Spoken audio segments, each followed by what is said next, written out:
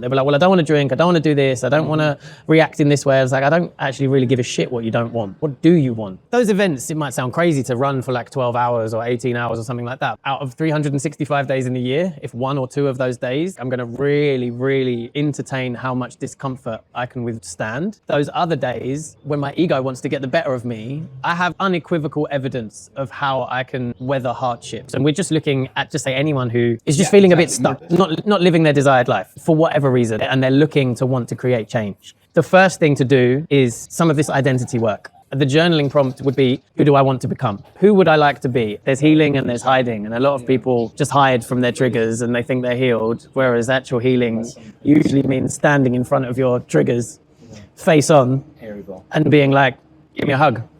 Ali, thanks for being here. Thank you for having me, bro. Can you tell us a bit about where we are here? So this is Kintamani. This is Mount Batur behind us.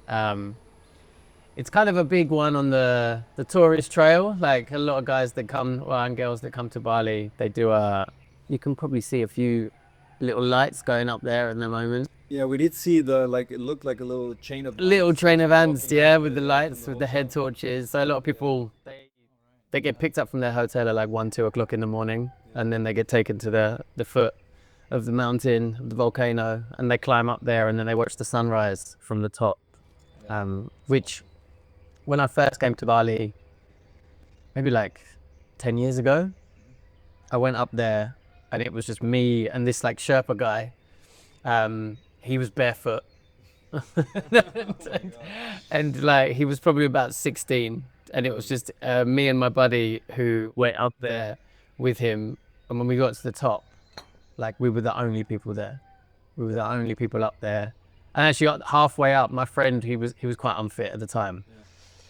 He was just like, I don't know if I can make it. And the Sherpa guy was just like, just wait here, I'll find you on the way back. And he just sort of left him by a rock. And we went up there and he had this like flask with cold coffee and a couple of cold boiled eggs that he gave me. And then I went up there more recently and there's thousands of people up there, right? And I was a month ago or something, and there's so many people. Yeah, it's crazy, dude. Yeah, how tourism took over this place. It's insane. Yeah, and we're not without blame there, sure, of course, as well. But damn, it's still they managed very well to retain the beauty of this place. Yeah, I mean, it's a very special part of Bali. I think that's one of the things I love about Bali is like just the diverseness of the landscape, right? You know, even today, I think like we're all heading back down towards Canggu later on. So it's like you can see a sunrise over a volcano in the north of the island in the morning, and then you can see a sunset over the ocean in the evening. Like this is pretty special. Yeah, that is pretty incredible. Yeah, right. Incredible. That is something about this island. It's amazing. Yeah. So what would you say this place is special to you? Because that's what I've heard. It's somewhere special, right? So it's somewhere very, very special. The first time I ever came up here was with my father. So my father, he retired into Bali about 14 years ago. He's no longer with us anymore. And on the first trip that I ever came to Bali on my own to come and see him after he'd moved here, there was hardly anything up here in Kintamani. There was a small local guy who was running ceremonies on this little platform that just had the lake and the mountain in the background. And we came up and I had no idea what anyone was saying or what was going on. I don't think my dad did either. Like we just sort of joined this ceremony of some sort and we just sat at the background, just kind of taking it all in. And you know, like there was, as there is with Balinese ceremonies, there was like 1,000 mini rituals. Like this flower had to be placed exactly there, and then we light this incense, and then you pour this water over that person and this person, and it's just like, and then this person's getting their feet washed, and there was just like all of these things going on. And I just remember thinking, this is so culturally rich. And even though I'm from London, which is culturally diverse, I think there's a difference between somewhere being culturally diverse and culturally rich. A lot of cultures get lost in London because there's so many, and especially the English culture has kind of, it's been lost a lot along the way as we've absorbed other cultures, which is, you know, that's good and bad. But I just remembered being here, being like, wow, these people are so in tune with who they are and where they're from, and they're still honoring and holding these like probably thousands of years that these ceremonies have been done in the same ways and been handed down from Ibu to Ibu to Ibu. And yeah, I just remember thinking it's a really, really special place. And then after my dad passed away, every time I come up here, and that's sort of just a little connection that this was one of the first places that he brought me to in Bali that I was just like, wow. Yeah, but that same exact reaction I had, because I Yeah. remember seeing yours Instagram story a year ago. Yes. Seeing them be like that, I'm like, I gotta go there. Yeah, right?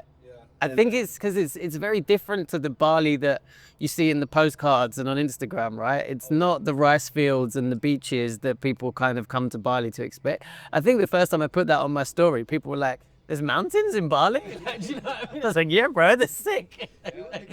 You see them from a distance, but they're so far away when you're at the beach. Yeah. It doesn't enter your mind that there's actual volcanoes and there's proper elevation here as well. I think we're over 1,000 meters. Yeah. It's even cold out here, right? I need a jacket. It's my first time I need a jacket. Now we're a bit spoiled, right? We're saying, oh, what? It's probably 18 degrees. 20 degrees. It's 21. Yeah, compared to like Canggu back in the base. Oh yeah, the 30 degrees are very 8 degrees. No, but it is nice, especially us like Europeans, English especially, like we like to complain. So it's always either too hot or too cold, like, you know. Every single time. So It's the same. it's nice to be down in Canggu and be like, oh, actually, I want to light the fire and get cozy, like a little taste of European winter, right? Get the blankets on, light the fire. It's nice. Yeah, exactly. Yeah, it's every time that we're in a conversation and someone says like, "Oh, it's so hot today," I'm like, "Yeah, that's why we're here. That's why we came here." Yeah. Exactly. It's freezing. Don't complain about that you're sweating because you're escaping the winter. Yeah. So don't complain about that. Yeah. Exactly. Yeah. All right. So I was gonna ask you like because Andreas told me a little bit about you. I know that you help people who struggle. Yeah. Right. So what do the people you help struggle with? Mm-hmm. How do you help them and why? And we can get into those. Yeah, sure. More. So the main thing that the men that I work with struggle with is alcohol. And that does overlap into some other substances. But I'd say that's at the top level. That's kind of the symptom element of what it is that they struggle with. Question. Yeah, sure. Is that usually the way they go into it, or is it like do they start with other substances? I think largely the men that I work with are they're over 35-ish. So their relationship with escaping themselves is very complex and is probably something that has happened over the course of maybe 20 years, especially in the UK, you know.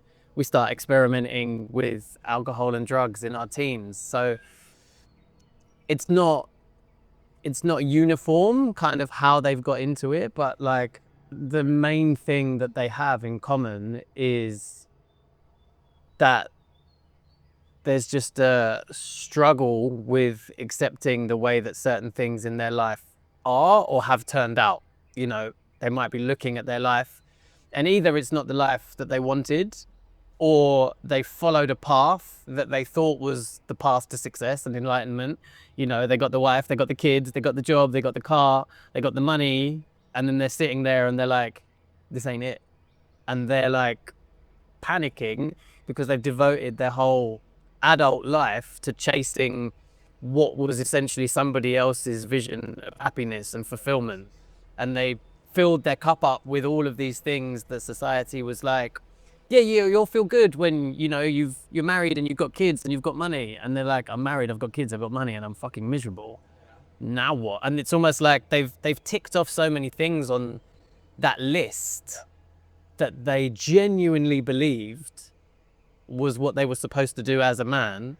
And now they have them all. Then they're starting to question reality. They're starting to question like fulfillment. They're starting to question what their idea of success is. So they're almost at like this, it's not quite a midlife crisis, but they're almost helpless because they just have exhausted all of the avenues that they feel like are available to them.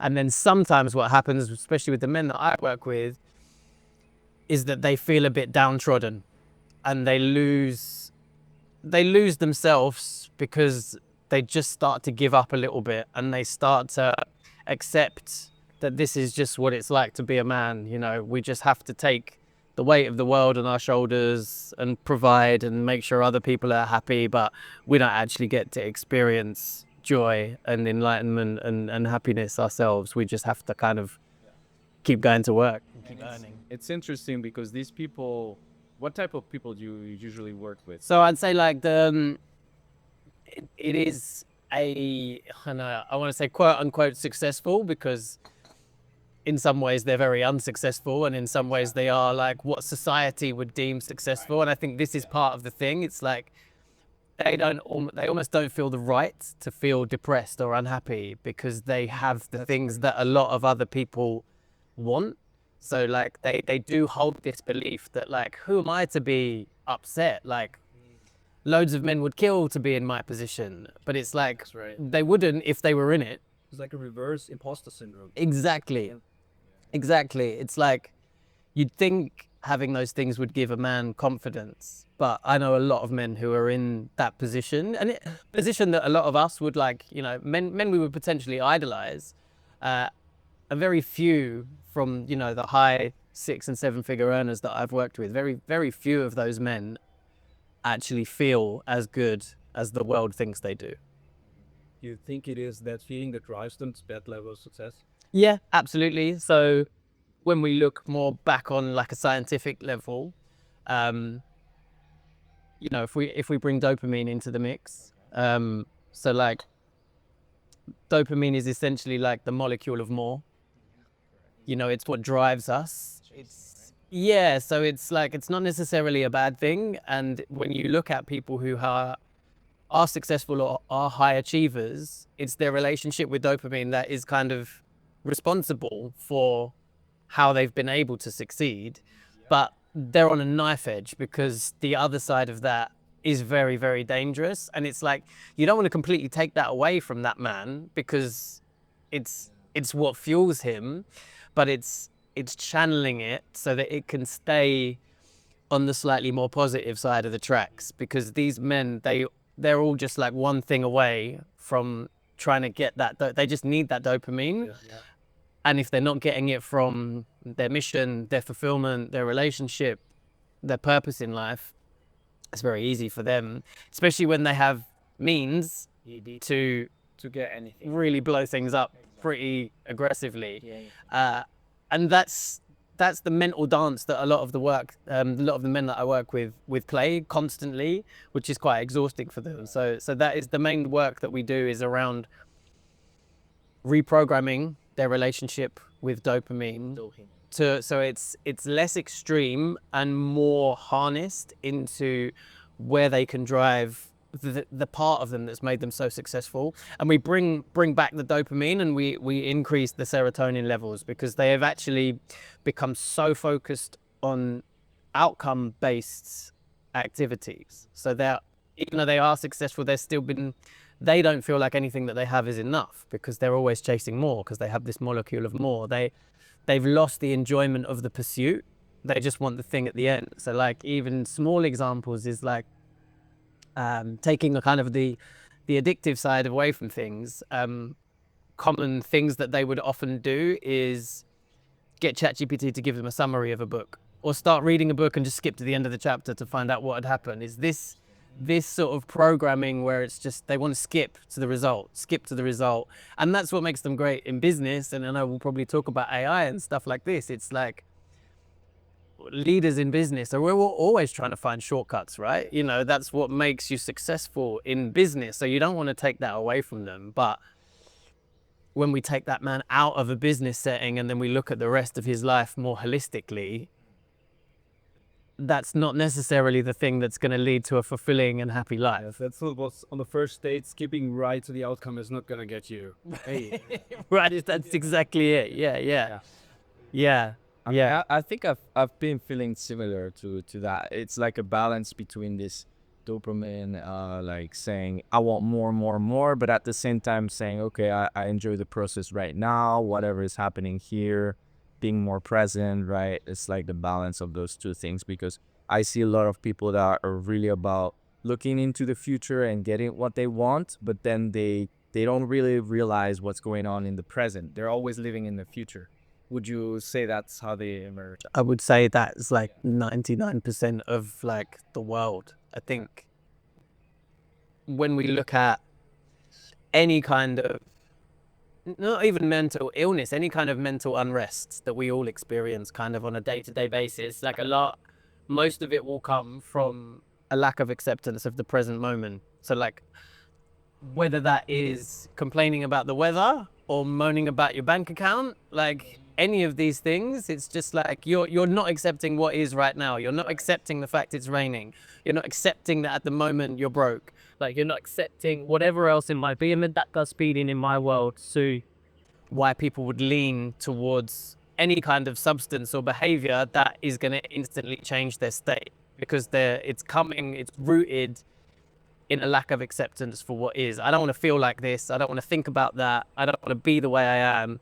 So let me take this or drink that, and I can change instantly. It's like an escape. And there's different types of addiction. You really work with alcoholics, but I feel like there's like... Yeah. There was an interesting podcast recently on the Diary of a CEO where, he was interviewing this woman who had written a book on dopamine.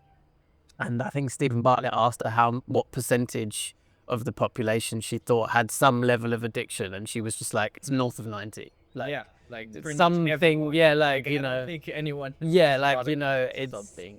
so the principles that I use in my coaching, like, usually I'd say like alcohol is my Trojan horse, like that brings people into the world, but it's kind of what they learn about themselves in terms of how they're constantly wanting to distract themselves and distract themselves from the present moment is something that is quite universally kind of applicable into lots of other areas of their life. So it's like, I would say, even though I would probably be known as someone who helps high performing men stop drinking, it's like when they're inside the coaching programs and when I'm working with them, I would say we spend less than 5 to 10% of the time actually talking about alcohol and substances.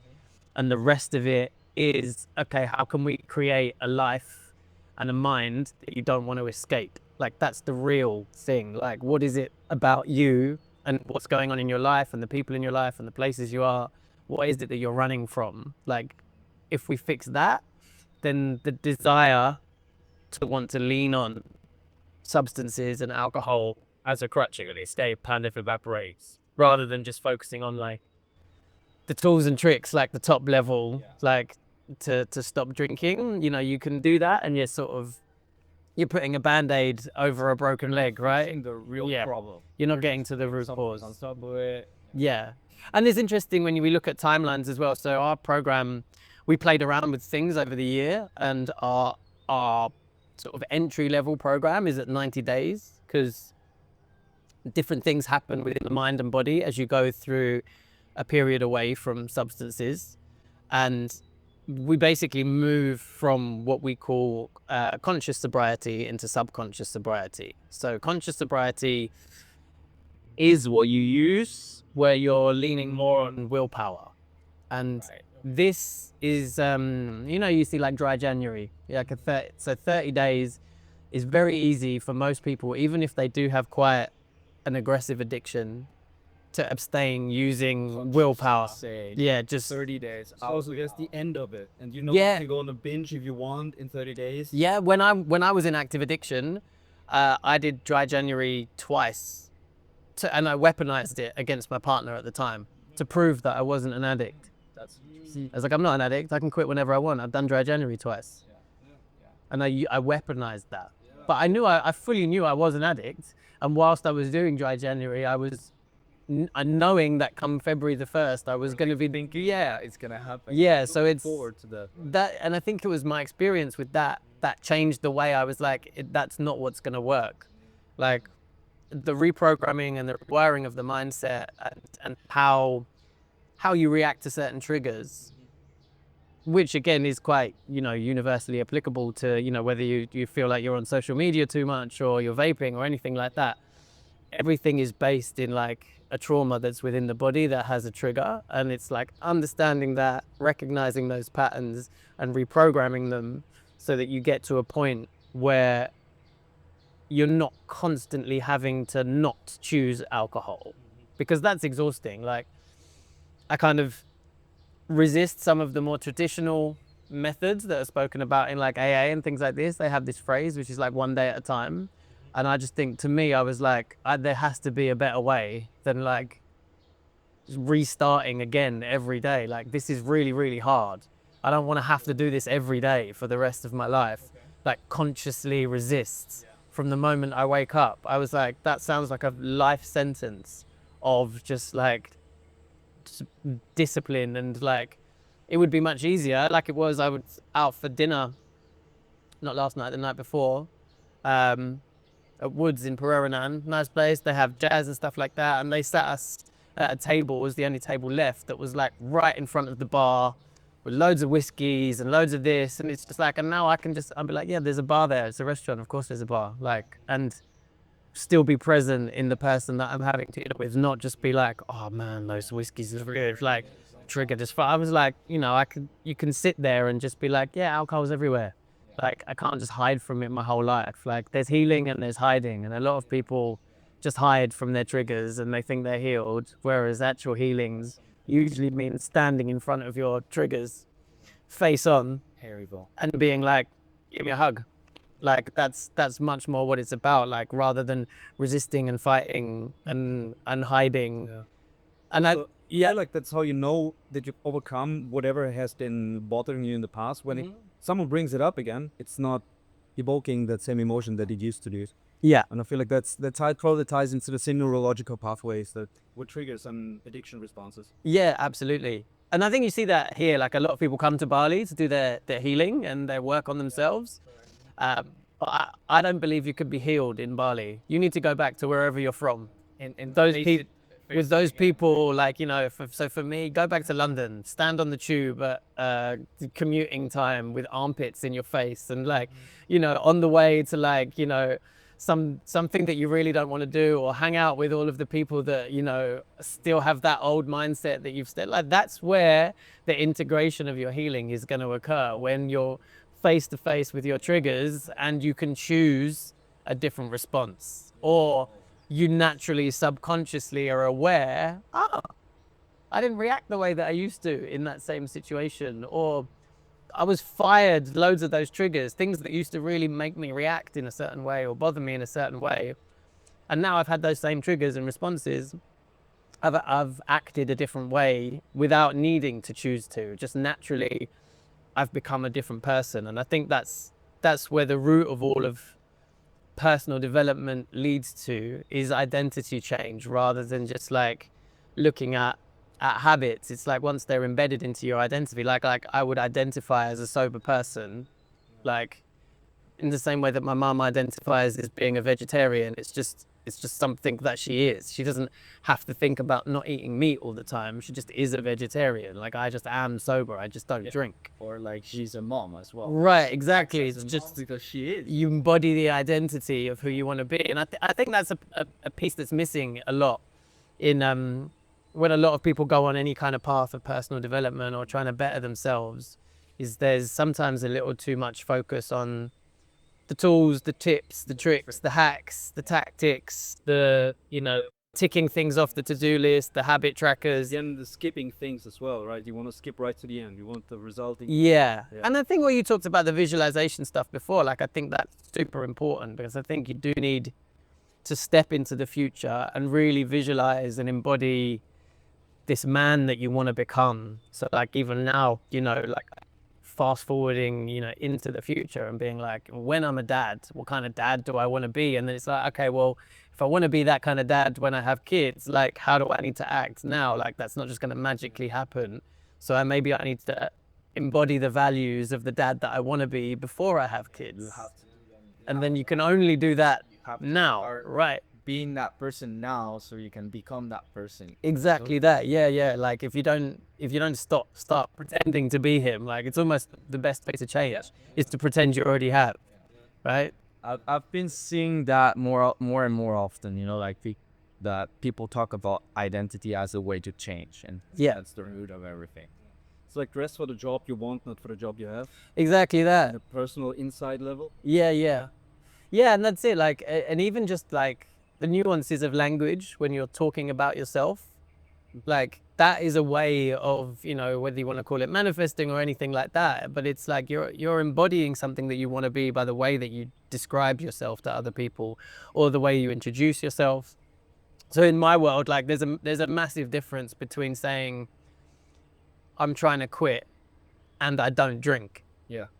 Like if you're in a social situation where you're being offered alcohol, like one is identity based and one is habit based, and there's such a subtle nuance and sort of thing that, like, if I was to deliver both of those, you know, statements to you, you might not even notice, but from my point of view, just the energetics of those words that are coming out of me, like, let's say words, you spell words, like your words cast a spell like out into the universe as soon as they leave your throat.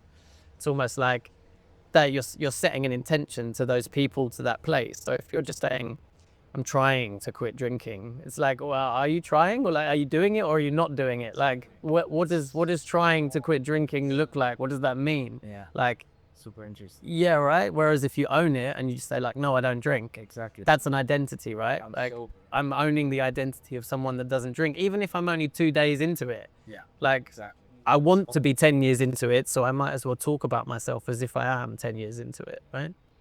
Okay, that's really interesting. So we talked about who you help. We talked about a little bit on how you help them. Let's get into why do you help them? How did you get into helping these people? Just through my own journey, bro. Like that was my reality. Like pretty much everything that I've described about that hypothetical man, like it's not that hypothetical. It was like me. It's like I've built a business for basically what I needed at that time that I couldn't find. I tried a lot of avenues when I was in like the depths of my addiction. Like I went to some AA meetings, like I worked with a coach. I went to do plant medicine retreats in Peru. I did a 10-day silent meditation retreat here in Bali. Like I was just searching like for all of these, anything that I felt could help. And quite often with these things, like I found that it was a blend of lots of things that was actually sort of my, not even like a secret sauce, but you know, it's like a little bit of that, a little bit of that, take this pieces of that, these pieces of that, which really, like, as I went through my journey of kind of figuring it all out, I was kind of constantly compiling this cheat sheet almost of like, yeah, that worked, that didn't, that's a bit of a waste of time. That was very expensive for what it was. Like, you know, this is free and it's fucking incredible. Like, you know, just, you know, almost just compiling these notes. And in my previous business that I had, I ran a publishing company. So for the last 10 years, my job at that company was basically sitting down with an expert and saying to them, how do you get people results? And how can we put that in a format that the layperson will understand and in steps that they will need to follow? So I had that kind of skill, you know, already. And I think at the back of my mind, I honestly just thought I'll write a book about this one day. I never actually thought it was going to be what I pivoted my career into being. I just thought I'll document things as I'm going along because that might be useful at some point. So that's how it kind of shaped. And yeah, all of the highs and lows and things that I'd experienced along the way, I really just wanted to put that into something that would be a useful resource for men. And I think the main thing that came up as I went into that journey was realizing like just how many men there are that kind of have that shared experience as me towards the beginning of it. And this is probably true of a lot of people that struggle quite aggressively with something internal, is that we think that we're the only ones that are experiencing that. But the work that I do and the world that I'm in now, it's just like completely crushed that for me. It's like I speak to a lot of men, whether they have addictions or not, or even conversations like this. It's like every conversation you have, you realize that everyone has got something. Their struggles. Everyone's struggling with something. Like, and even especially when I sit down in front of these guys who like towards the beginning of doing this work with these men, and it's just like, wow, like to the world, you are the man that most men would want to be. And like, I'm sitting there, you know, there's this phrase that I do a lot of work with men's circles, and there's a phrase like that we use after people are sharing. It's like, you sit in a circle of any cross section of society and everyone bears their soul and puts all of their shit into the middle, 9 times out of 10 you'll take your shit back. Like, Oh, because the other shit is. yeah, it's at least it's like, it's the devil I know, right? It's my shit. It's like, whoa, actually, yeah, no, I'd like, you know, you have so much empathy for everybody else, like, because it kind of puts your suffering into perspective. Even if everyone's suffering is varied, it's just this understanding that like this part of the human experience to suffer, to struggle. We've all been given our stuff, and we've all been given different stuff for a reason, and we're all on our journey of trying to figure that out and try to not pass as much of it as we can onto the next generation. That's basically why we're all here. That's quite the opposite of what social media would have you believe. Yeah. On Instagram, you see the opposite of that. You see only the best parts. Yeah. I think it has the same effect. It makes you put your own good parts about your life down. Yet you see all the good shit of other people. You think like, this is so amazing. Yeah.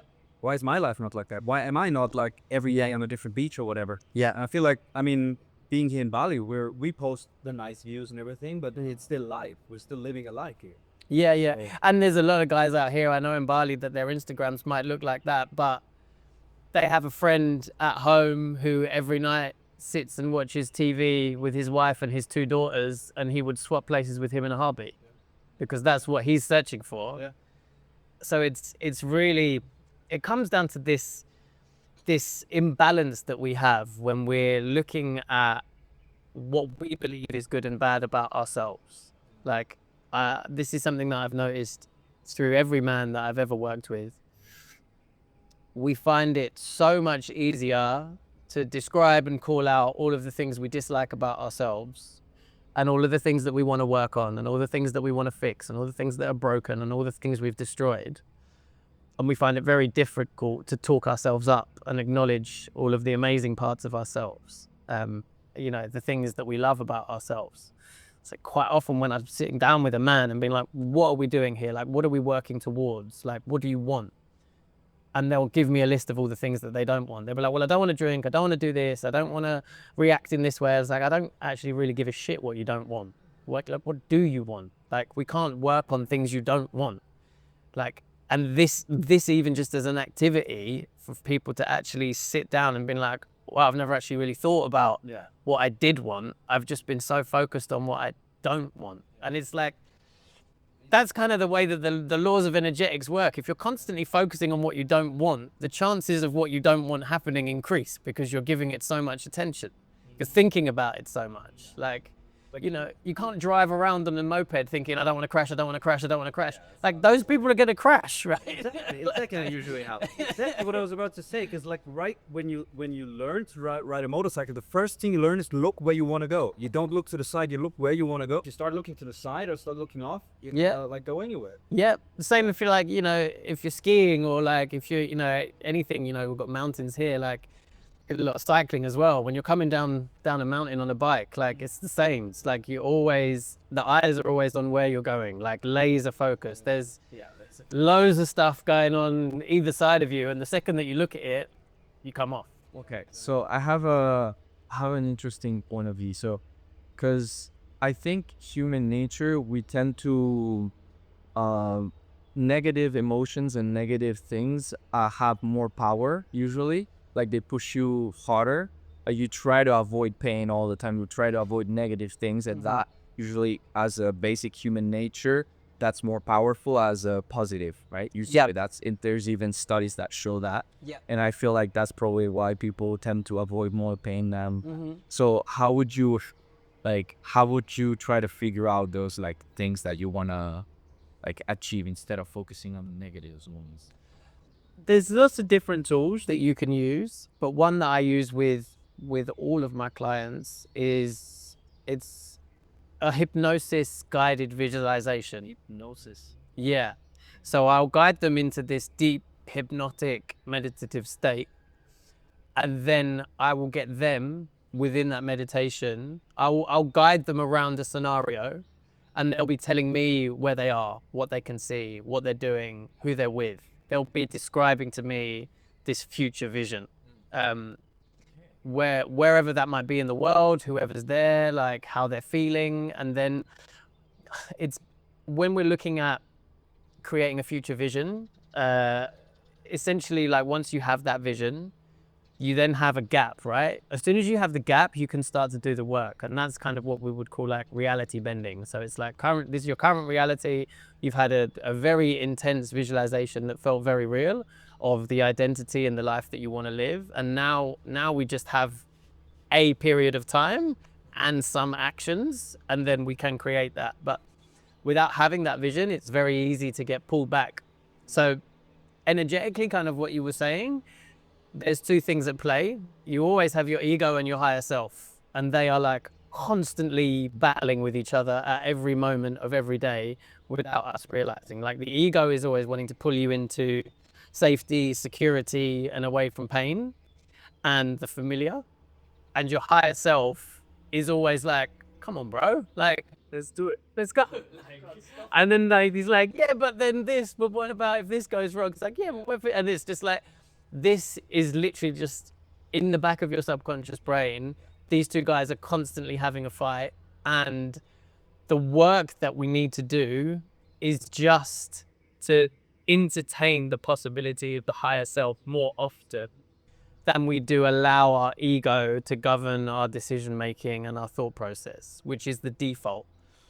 And the frustrating thing is, if you think about like the higher self is pulling up and the ego is pulling down, the ego, like it has gravity on its side.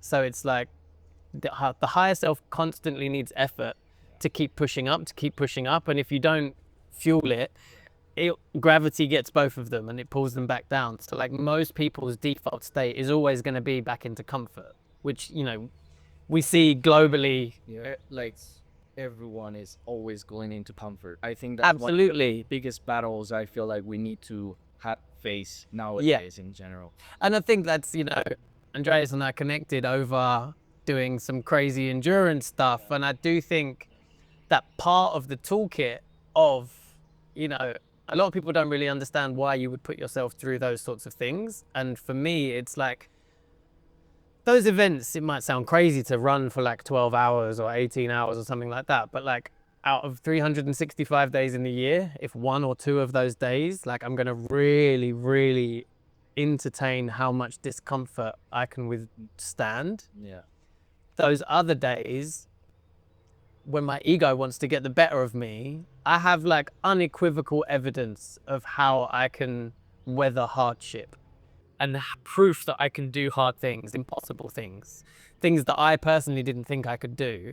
And that actually just allows me, when I'm sitting down at my desk looking at a to-do list that I don't want to do, it's that embodied experience of proof that I can just lean on in a split second to get on with the shit that I need to do, that might be having an uncomfortable conversation with somebody. It might be doing a bit of work that I don't particularly like. Like it's actually got much less to do with like the David Goggins in me that just wants to go and run all day. Yeah. It's actually to do with like the in the field like results that it will give me when I'm trying to work on other things, right? Yeah, you prove to your subconsciousness that you have this ability to do that. Yeah. And when there's the proof, exactly as you said, it's unequivocal.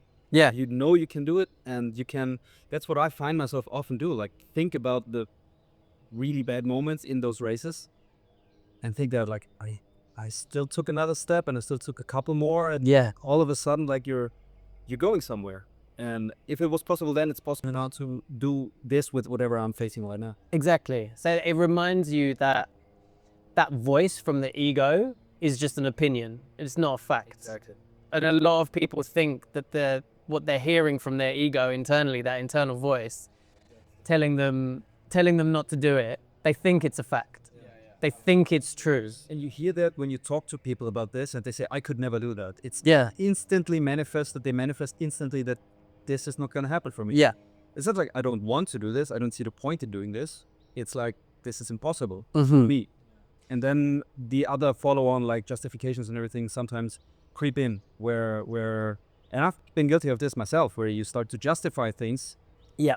It's the self-negotiation that I think is this procrastination energy of debating the should I, shouldn't I, could I, couldn't I, will I, won't I. Like, you know, you can see someone, especially in Bali, you might be sitting down having a coffee in a place like this, and you feel like, oh, that person looks like they're having a nice time. And internally, they're just having this feud.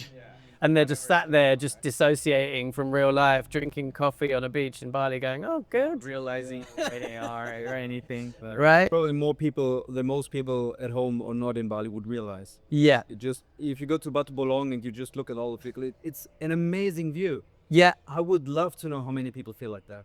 Oh, I'm sure it's a lot. I think because of the work that I do and the content that I create, like quite outwardly, people know the game that I'm in and the work that I do, is that kind of opens up a lot of conversations that people will come to me and have these things. And I can tell you that there are a lot of people that are, you know. do you have like a specific story that you have in mind right now? So I think the main thing that happens is, without kind of dropping any names of people like that, but something that like is a common theme is that you come with yourself to Bali. You can't escape yourself by moving somewhere else.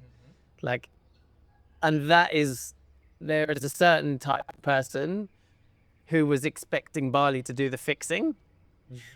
And then they had quite a rude awakening whilst in Bali, that it was themselves that they were trying to escape from, and, you know, they came in the suitcase with them, you know, right? It's like, you're still here, bro. It's just like, and I think the other side of what happens there, which is maybe something that people from the other side of the world or who have never left home might find hard to relate to, but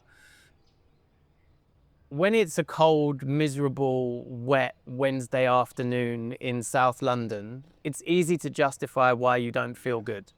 Yeah. When it's a beautiful morning in Bali and you still feel depressed, I can't describe the levels of depression that layers up, because you then have that feeling, you're like, fuck, the conditions for me to be happy could not be more perfect here, and I'm not. And I'm still, then you get these meta emotions of like, you feel shame about the sadness that you feel. But Yeah, how dare I feel miserable in paradise, right? it's like the successful man who feels shame about not feeling happy.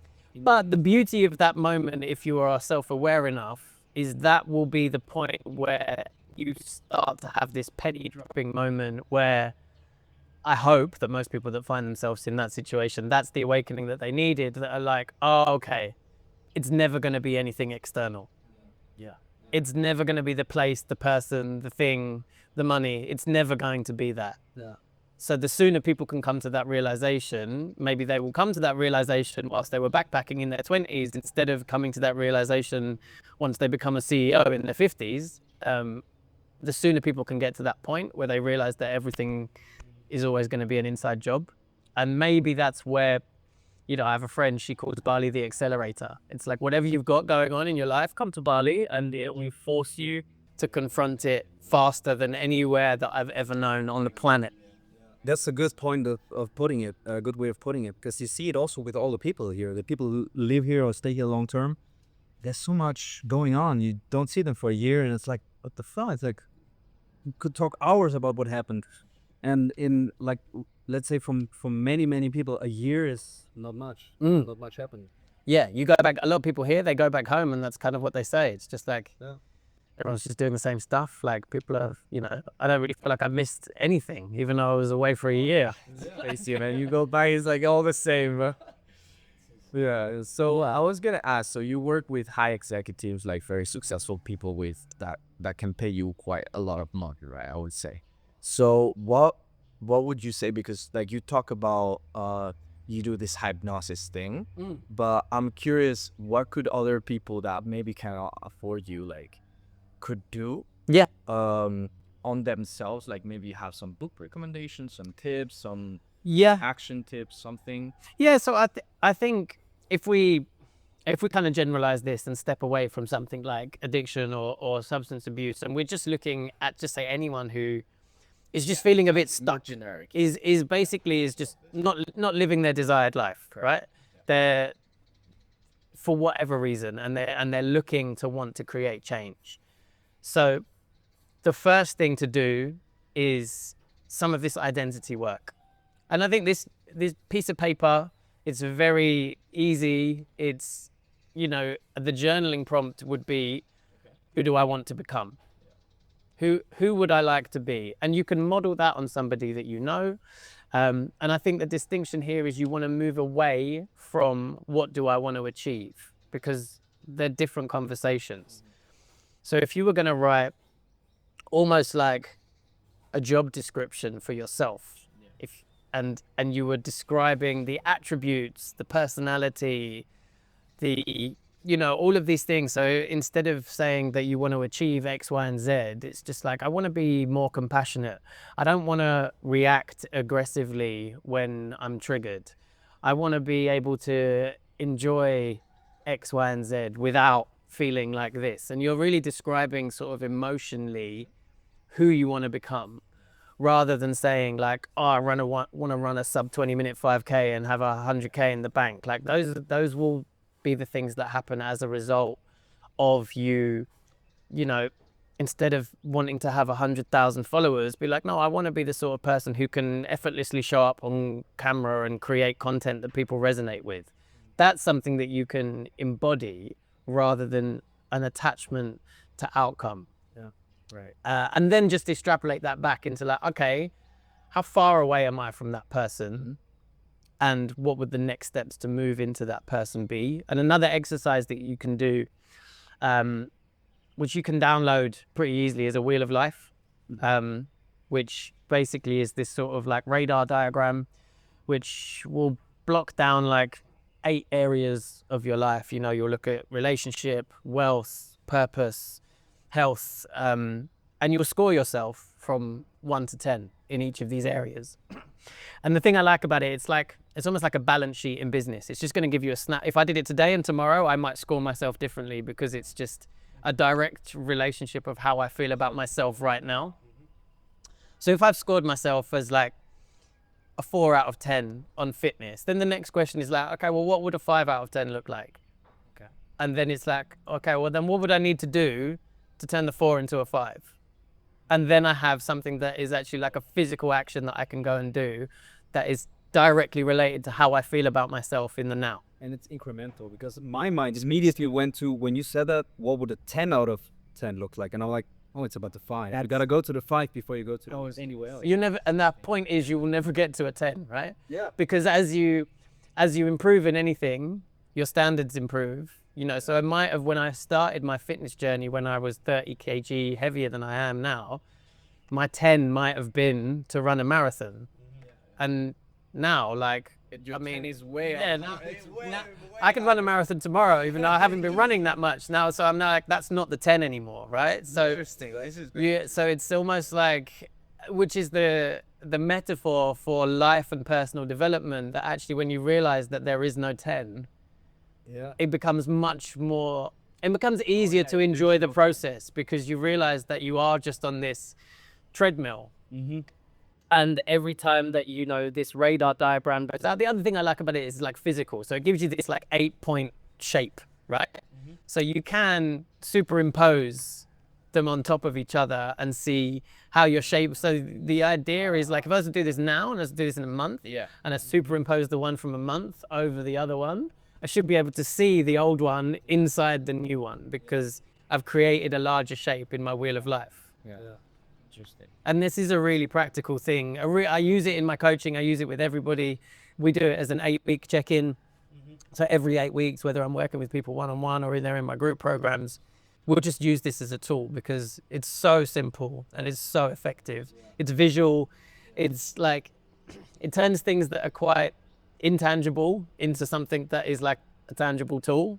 And you can visually see how your life's improving, even if it might not feel like it has. It's like, yeah, but it has. These metrics have gone up, these metrics have gone up, these metrics have gone up.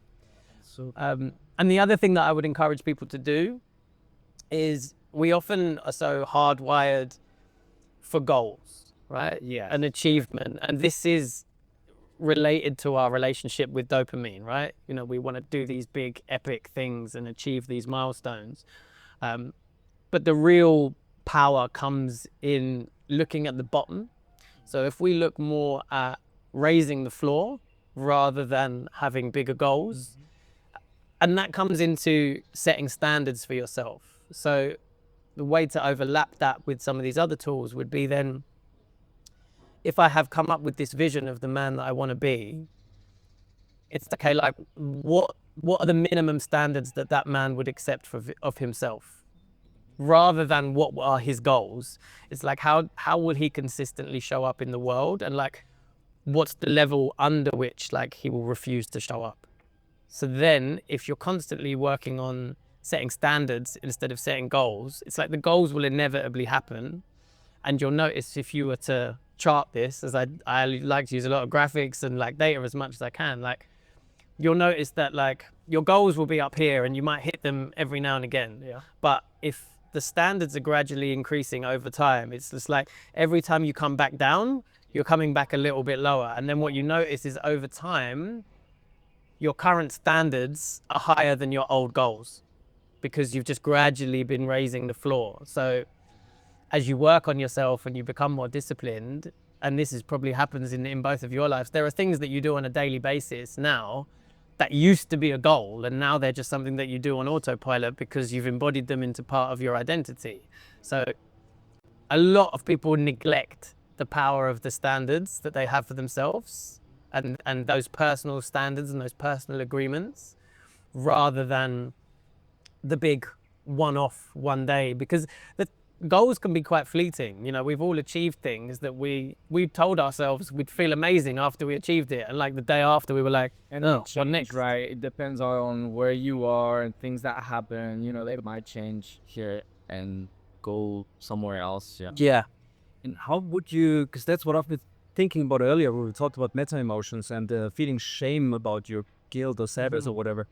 How do you deal with, because I imagine that would happen very often, that people, you sketch this vision of who they want to become, the man they want to be, and then I can see people that would feel not worthy of that experience at all, because they have internalized so much negativity about themselves. Yeah.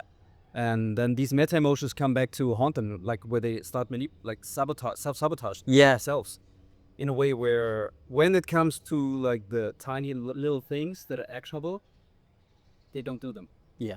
How do you deal with that? Or do So you see that? yeah, I do see that. I do see that a lot. And it can be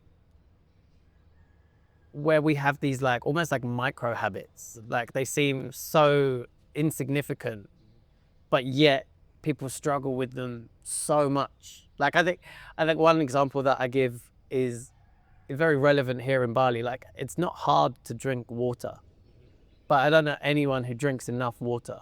Like, right?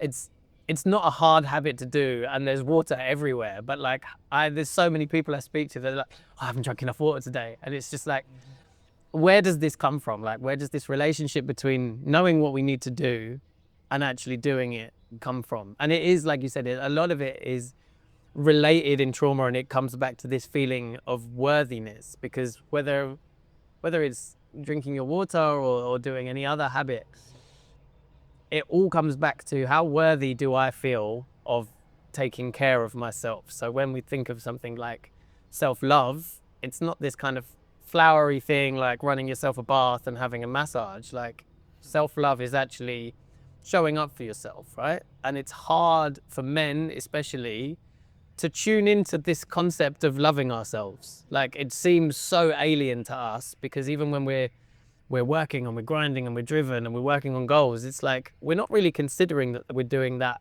as part of something that is a loving thing to do for ourselves. We're always thinking we can be better, I think, right? Well, I'll give you this as an example. You could have two people that are going to the gym, two people, they've got the same trainer, the same workout program, the same nutrition, same diet, everything is the same.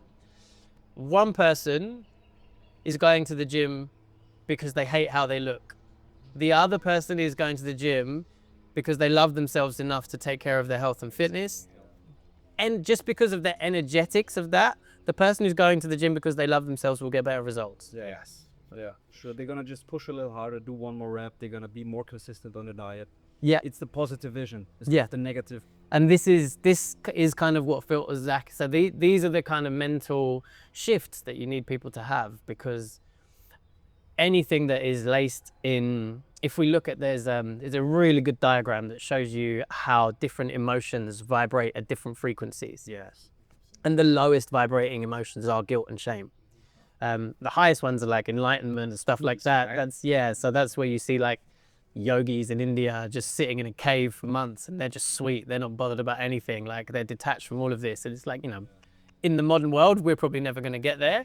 But just as you scale up, it's just like, you'd think that like anger and sadness are like these really strong emotions that we feel would be like right at the bottom, but it's not. It's like, it's the guilt and the shame, because those are very, very internal emotions. We don't often talk about our guilt and shame. Like sadness, sometimes you can tell if someone's sad, you can tell if someone's angry, but like Comes out. we all just walk around sometimes with this base level of guilt. And it can be from such minor things. I think this is where alcohol plays a huge part in the high performer, because it's just so programmed into us, even if we do have a drink, to have guilt the day after, being like, oh, I shouldn't have done that. Oh, I should have called it a night after 2. It's like, as soon as you're using the word should about anything that you've already done, you're attaching guilt to it. You're attaching shame to it. You've been like, I did something that I don't think I should have done. Yeah. So now I have a little bit, even if you wouldn't identify it as that, but you've attached some guilt and shame to yourself, which is just making it so much harder to divorce, right? You're trying to divorce away from doing anything in your life that is going to cause you guilt and shame. And that's when I say, when we work with these men, we're not really dealing with alcohol so much. It's just like, all right, what would a week look like where you did nothing that you were guilty about? What would a week look like if you could tell anybody and everybody everything that you did this week and not have any shame about telling them absolutely, like opening it up for the world to see, being like, being on Big Brother, having a camera following you around 24/7 and almost using that as a tool. And I have to do that as a coach, because I think that keeps me integral. There are so many moments, if I feel like a moment of weakness or I feel like a little bit of self-sabotage, like that's my check-in. Imagine if your clients could see you right now.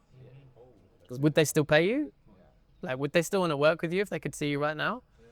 And then that's a powerful enough check-in for me to be like, okay, make the right choice. Powerful for you, actually, as an individual, right? Yeah. It must be super powerful. Yeah. Imagine if those people that are paying you thousands of dollars could see you right now. Do you think they would want to renew their contract, or do you think they'd think you were a fraud?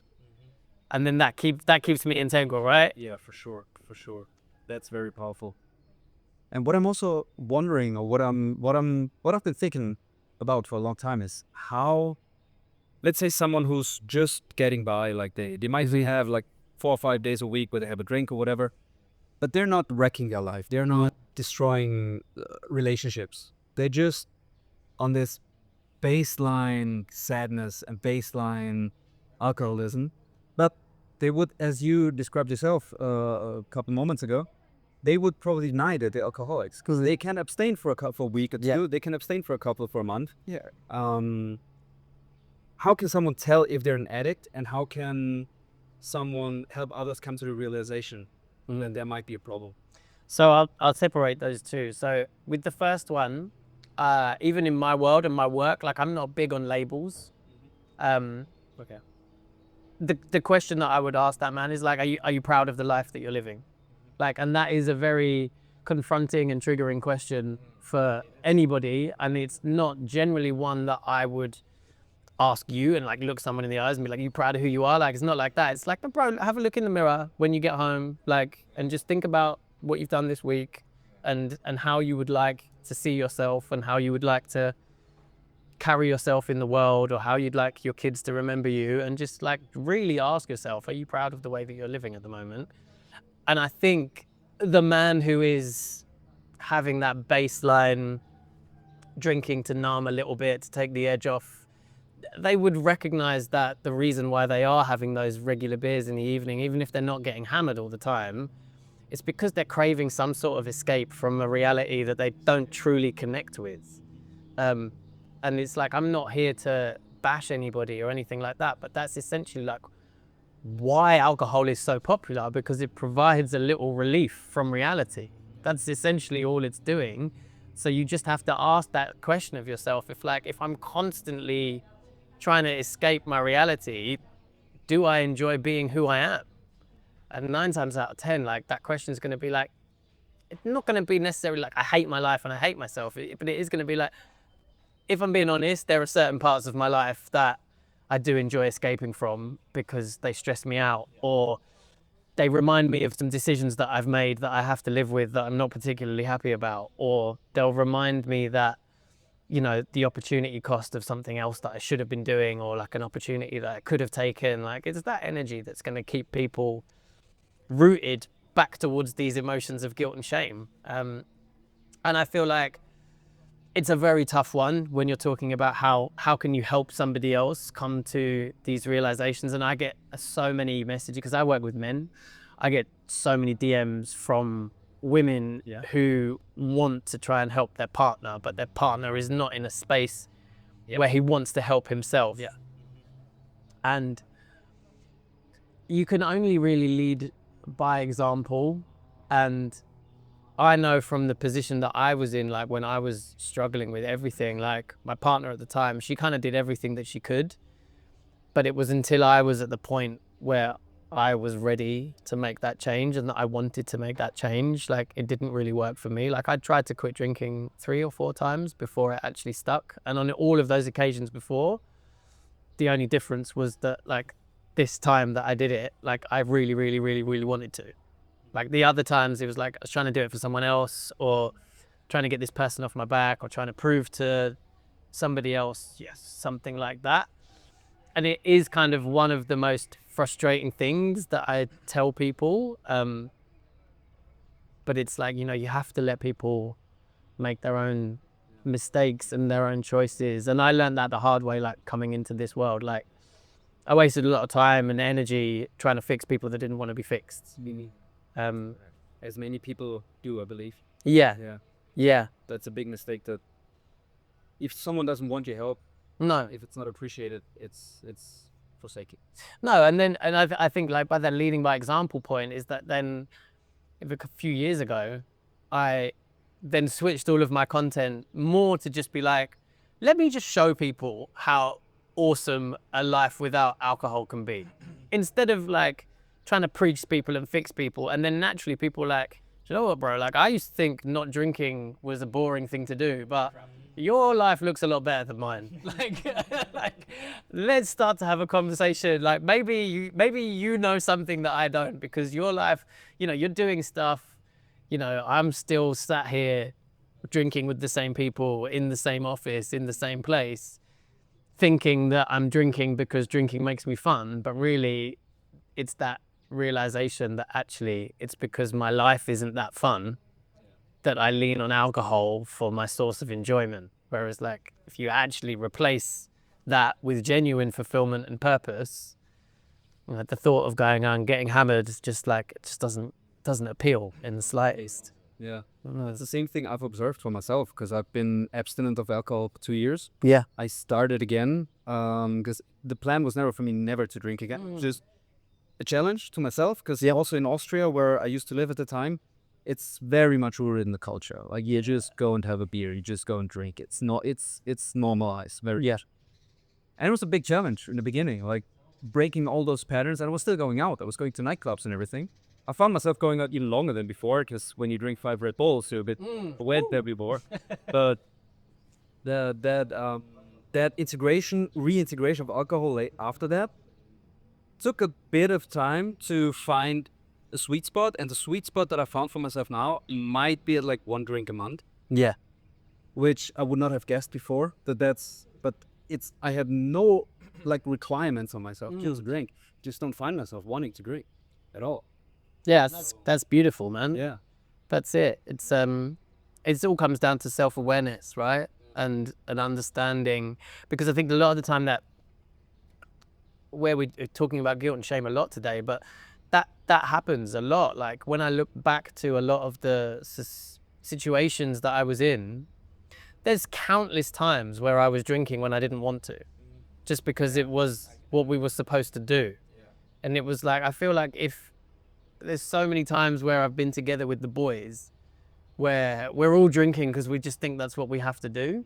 Whereas I think like if you actually just honestly asked all of the men that were like, is this what we really want to do? Like, is this actually it? Like, or do we actually want to go do something else? But none of us are brave enough to say that we don't want to do this anymore. Right? Yeah. Yeah. And it's only once you kind of step away from it that you can have that awareness to be like, Exactly. yeah, That's what it is. I want to do that. I don't want to do that. Exactly. You need to see the things that you want to do. You need to see the alternative. What it Yeah. can be like. And for me, it's just not feeling wasted the next day. That's the best. You win the day. You win an entire day. And every time it's like, I'm gonna get hammered tonight, and then it's like, I'm gonna lose tomorrow. Would I give away a day of my life? Yeah. I don't. Yeah, you're always borrowing from tomorrow and the day and to be fair, and the day after, and sometimes the day after, right? You know, it could take, if it's a big one for me, it was 3 or 4 days before I was back. So, you could easily lose a week. That's crazy. But don't you think, in a way, that all the endurance stuff that we do is a form of escapism in itself? Absolutely. I think it depends how you're using it. I think it can go both ways. It can either be an escape or it can make you hyper present. And I think it's a balance between the two, because when you are on the mountain and you're kind of halfway, 2/3 of the way into an ultra, you have these moments where you're completely at one with what you're doing, and then you have these other moments where you're overthinking all of your life choices. Like, and it's just like, you do the dance between, so it's like you're either thinking about nothing or you're thinking about everything, and it's this constant dance just to try and get yourself to completion. But I do definitely think like there's definitely a link between people who have these extreme relationships with anything, whether it is like their substances or whether it is the fitness side of things, and the way that their dopamine reward systems are wired. Yeah. It's just, for me, if I can feel like life is getting on top of me, I know it's a much healthier thing for me to do to go out and run 50 kilometers than it is for me to call my dealer and go on a 3-day bender. Oh, yeah. But they almost serve a similar purpose. Yeah, there's definitely some overlap there, because I found myself almost addicted to triathlon and to that experience of the high that you get. Not at the end of it. It was like going into my first race, I thought the finish would be the best, because like now you've done it. Yeah. It's actually in the middle of the race at a random spot. Oh, yeah. By myself on the bike, when I just start laughing to myself because I'm all of a sudden flooded with endorphins. And Yeah. the fuck, I'm actually doing this, and I still like feel like I could survive. Yeah. It's amazing. Yes, crazy. And then afterwards, it's like there's a little bit of an emptiness. The weeks after, so you're like, the first day, like, I don't care about this. Like, I'm done. And then a couple days later, like, you start Googling the next races and you start thinking about next year, next season, what you're gonna do different. Yeah. And I actually had to, like, because I saw this was taking too much of my life, so I was like, I'm not gonna do one for 1 year to stay away from that, because I had to set the limit there. Yeah. This definitely has some addictive potential as well. Yeah, absolutely. Yeah, there's a, people in that endurance world, it's like, It's like a running joke. It's like as soon as things finish, it's like you're sitting around having a coffee and you're like, that was disgusting. When are we doing it again? That was awful. I hated every second of it. What are you doing next week? Pain, everything hurts, and like I'm going to again. Yeah. I just relate to that because I don't do it. So I wanted to ask you, like, would you say that's one of the tools that you have used to like get away from alcohol and become this person that you wanted to become? Yeah, I would say fitness in general was a tool. More in general. Yeah, because Specifically to that. I think what fitness, or whether it's endurance, or you know, I became a yoga teacher in this path as well. Yeah. Essentially, these are all things I think it's great for men and women, but definitely men, to do more things that bring you out of your head and into your body. Right. So running or cycling or triathlons or yoga or lifting weights, like essentially these are just things that are bringing a physical sensation to replace overthinking, you know, which is why loads of guys can become addicted to the gym and stuff like this. It's because the thing that they really like is that when they're in the gym trying to go for a PB on the bench press, they're not thinking about anything else. Yes, they're focused. Or why people become addicted to sex, it's because when you're there with a woman, you're hyper present and not thinking about anything else. Like, these are actually the things that we crave. And that's going back to your point, like, is that an escape, or is that actually a moment that is pure existence, where, you know, you could go to the teachings of the monks in meditation, right? You know, meditation is just thinking about one thing. It's not thinking about nothing. And, you know, whether you're going for a PB on the bench press, or you're lying in bed with your partner, or you're running up a mountain, like, these are just human experiences, you know, kind of overlapping into tantric philosophy of pleasure in the present. That is what living is. Like, living isn't sitting here stressing over a to-do list and where I might eat dinner tomorrow. Like, I've lost it then. I need to come back into my body, need to come back into the now. Yeah, actually, you already answered my follow-up question, because I was gonna say, you know, from me, maybe not everyone is interested in doing 100K, like lap around Bali or something, you know. So, what would be the other things that you would like say for people that they can do, you know? Yeah. If you're not into like doing that. I think experiment, because that is another one of the joys of life. Like, don't just get locked into this idea that, you know, whether it's your hobbies or your sports, like, you can become so present in being shit at something. Like, learn to play the guitar. Yeah. If you've never played the guitar before, and you sit down with the guitar and you try and figure out how to play a C chord and then change into a D, you'll lose half an hour of your life staring at your fingers and this piece of wood. Like, you will cultivate presence through the pursuit of bettering yourself. And that's not because you don't think you're enough because you can't play the guitar. It kind of feeds back into what we were talking earlier about finding this balance between loving yourself enough to want to try, at the same time as realizing that it's fine to be shit at stuff. It's fine to not have it all figured out. So I think it's like the power of being a beginner, and like embodying how amazing it is to be a beginner and not good at things actually brings back much more enjoyment than this wanting to fast forward to being good. Because actually, like, if you picked up a guitar and you could just click your fingers and you could shred like Slash, it would all, like, what's the point? It's like the Matrix. Just like, give me a skill and do it. Like, if I could start fluently speaking in Chinese now, it's like, you've robbed me of the experience of learning. And I think people devalue how powerful an experience learning is. So I would lean into learning, is what I kind of always say. Lean into learning and kind of detach from. It is almost like, as soon as you say that to people, like, well, it would be crap if you could just click your fingers and have this skill, have that skill, have that skill. Like, it would be boring after a while. All about the journey, right? And same about life, I would say. Exactly. You know, like, if you were, I mean, some people would clap them, but they don't realize how miserable they would probably be if they were to clap their fingers and be where they actually want to be. Because then once you're there, what's next? Yeah, right. Which actually ties into my next question. What's next for you? What are you planning for the future? What do you see the future then? So the future for me, at the moment, is all about love. This is like this next phase of my life is all about love. My sister has brought 3 nephews into the world for me. I have triplet nephews. A lot of love there, right? Yeah, there's a lot of unconditional love there, so I'm leaning into that.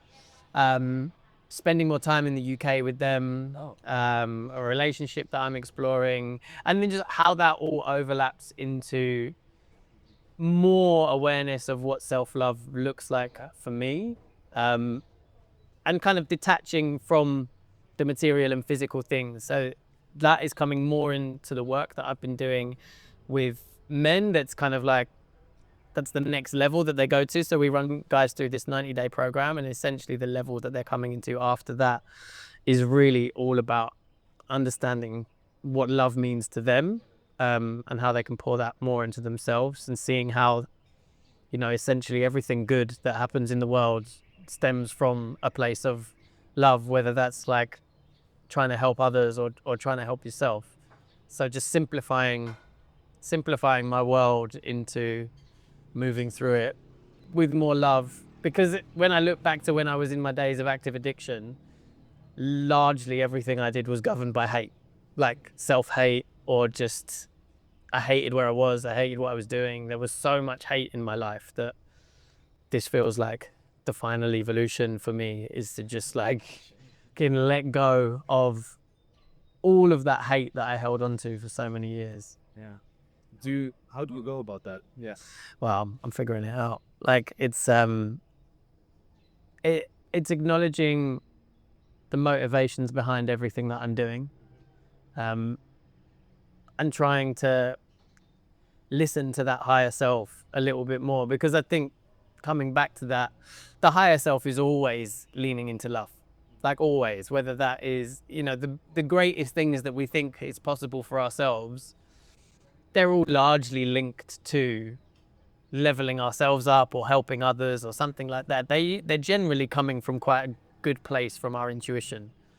So yeah, spending a lot more time hanging out with my higher self and trying to be guided by that, rather than the ego that wants to pull me down into the comfort zone. What about external love? So you talk about self-love, but do you have, because you talk about your niece and all this, do you have a partner? Do you... Yeah, I think this has been the interesting thing for me with exploring this love, because like, babies and small people, like they teach you loads about love. Like it's insane, absolutely insane. Like when you hang out with little people, you realize everything that we've unlearned.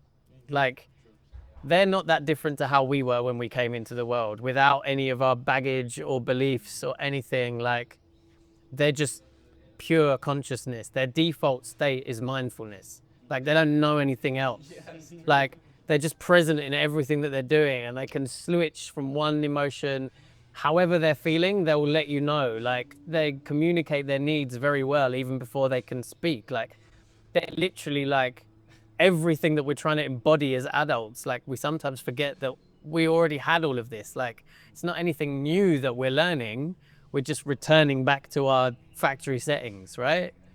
So that, as a reminder for me, was so powerful. Just to see that and be reminded of that. It's just like, I'm not actually trying to learn anything new with this sort of journey into love. It's just like, remembering that that's all I actually cared about in the beginning.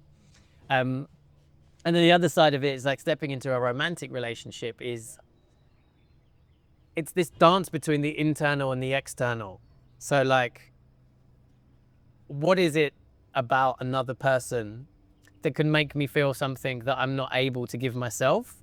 And then that's maybe showing me some work. Like, it's amazing that this person can make me feel that way, but why am I not able to feel that? And then doing this dance between independence and dependence, and finding that balance, and just really loving and accepting and appreciating that person for the way they are, and maybe certain things that they do that might trigger me, and kind of almost realizing that this perfect relationship probably doesn't exist, and that we need to grow together, and that there's only so much work that you can do on your... It's again, it's like talking about the healing in Canggu or in Bali and then going back to your hometown, it's like you can do all the healing you like on your own, put yourself into a relationship, and it's almost like, okay, right, now I understand, like, all of that healing that I've been doing is really, really coming to the surface now when there's another person and somebody else's emotions to do this dance with, and compromises that need to be made and things that trigger you.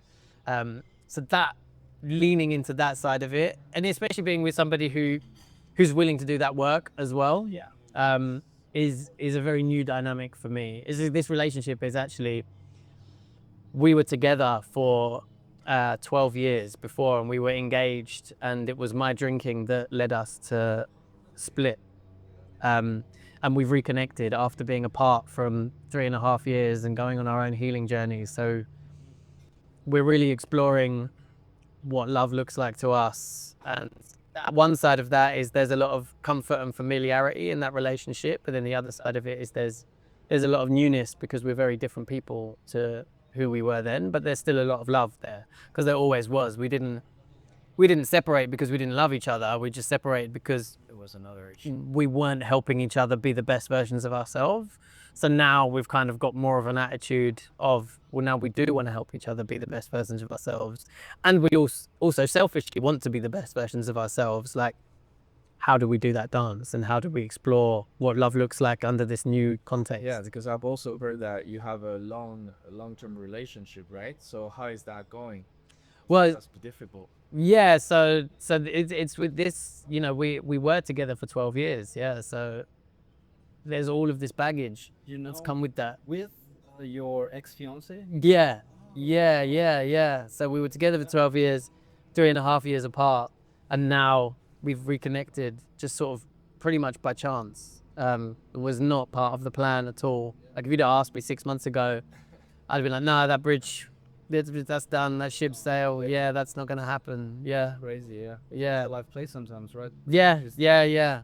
And how is that working with the distance? Like you being in Bali and Well, she came over here for a couple of weeks, and you know, one of the things that kept us together was we co-owned this property that, you know, countless things kept happening with it. No, in the UK, In London.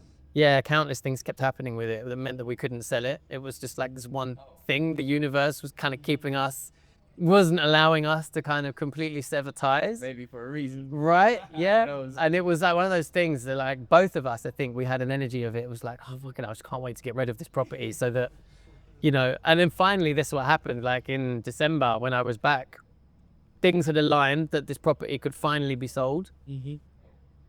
And it happened at a time when I was in the UK. And we basically just said, oh, let's just meet up and sort everything out that we need to do it. And we can kind of almost like celebrate the fact that we can just finally go and live our separate lives. And we said we'll just meet up for a coffee and do the admin and pay. And we spent 10 hours together, like just catching up about life and just and we were just like, okay, wow, I feel like maybe there's some unfinished business here. And it's almost like now the thing that's keeping you together is about to disappear. yeah. Just the energy shift, it was almost kind of, I think from both of us, I was like, well, now there's not going to be a reason for me to contact her anymore. There is no more reason. Yeah, right. And it was just that shift. I don't know, something in the air that day. We were both just like, I don't think I'm ready for you not to be in my life at all. For you to go, right? Yeah. Whereas even before that, you know, we would maybe send 1 or 2 messages over the course of a year, and that might be like, oh, the land, like, you know, we need to fix the boiler. It's like, You know, there's the string that. yeah, it's crazy. Still something connecting you. Absolutely, yeah. That's also the point. I feel like when that string is severed finally, where you have to acknowledge that you do like to have this person in your life. And you have to not just acknowledge it to yourself, but you have to be outward and tell them about it. Yeah, I feel like that's what then happened, right? absolutely, yeah. the fact that you have to confront it and face it and like communicate that need. It felt like almost like an ultimatum. Like I was actually in my head, I was like,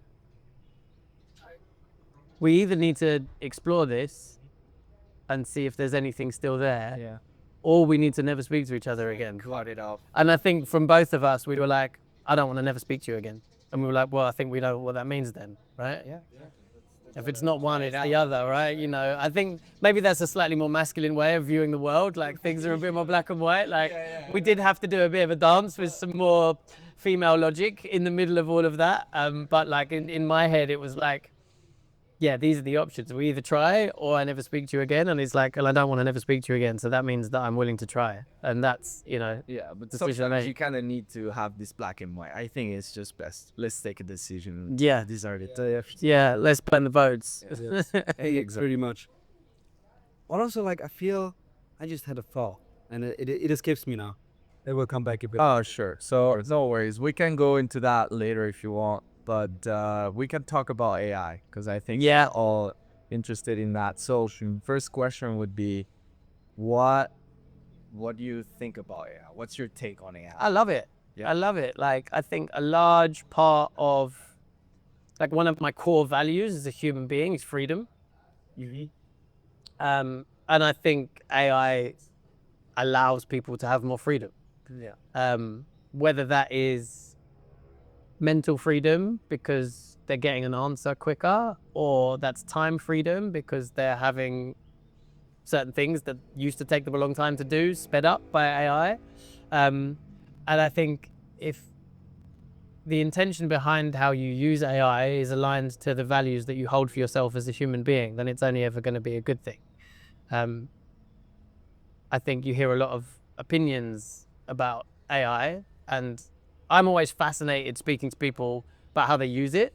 I feel like every time I speak to somebody about how I use it, there's a part of me that's like, fuck, I didn't even think that you'd be able to do that. But like, obviously you can, right? In many ways. Like, and it's like each individual person has found their thing with it, kind of linked to what they value in life and what, you know, they're using it to solve a problem that they deem valuable, and what you deem valuable will be different to what I deem valuable. But it's the thing that I love about AI is like the universal truth about it is that it can help anybody solve a valuable problem, or it can help anybody speed up something that is linked to something that they hold value in. Like a lot of the work that I do with men is really helping them to lean into their mission and their purpose. And I think something like AI allows, like once you have found out what your mission and purpose is in the world, using AI kind of puts the odds in your favor of actually being able to manifest that and materialize it into something that's real. Would you even use AI to find this person, do you think? Probably. Like, I think, yeah, you probably could. I mean, we were speaking the other day about like, how people are having this sort of relationship with AI as like a sort of a therapy kind of space, you know, a space to sort of offload and get feedback or rationalize their thoughts. And I've definitely used it in that capacity. And I like to play with it because I know the different modalities that are in my world, and I'll kind of explain the situation or something that's going on in my mind, and I'll be like, give me an answer if you were a CBT therapist. Yeah. Give me an answer if you were a relationship coach. Give me an answer if you were an ACT therapist. And it's almost like seeing the different lenses of like almost being able to have access to like 5, 6, 7 different therapists at the same time and being like, okay, now I have a well-rounded viewpoint. You know, I'm not just, when I was in therapy, I was taking everything my therapist said as like gospel, where it's like, well, it is from her point of view, but like there are other angles to be able to help me, you know, get a solution on these things. So I think it's insanely powerful. That's very powerful. I think in the therapeutic and coaching space, Yeah. just even if it could be fitness, it could be the kind of coaching you do, it could be many different kinds of coachings where you can benefit from this different viewpoint. Yeah, absolutely. I think it's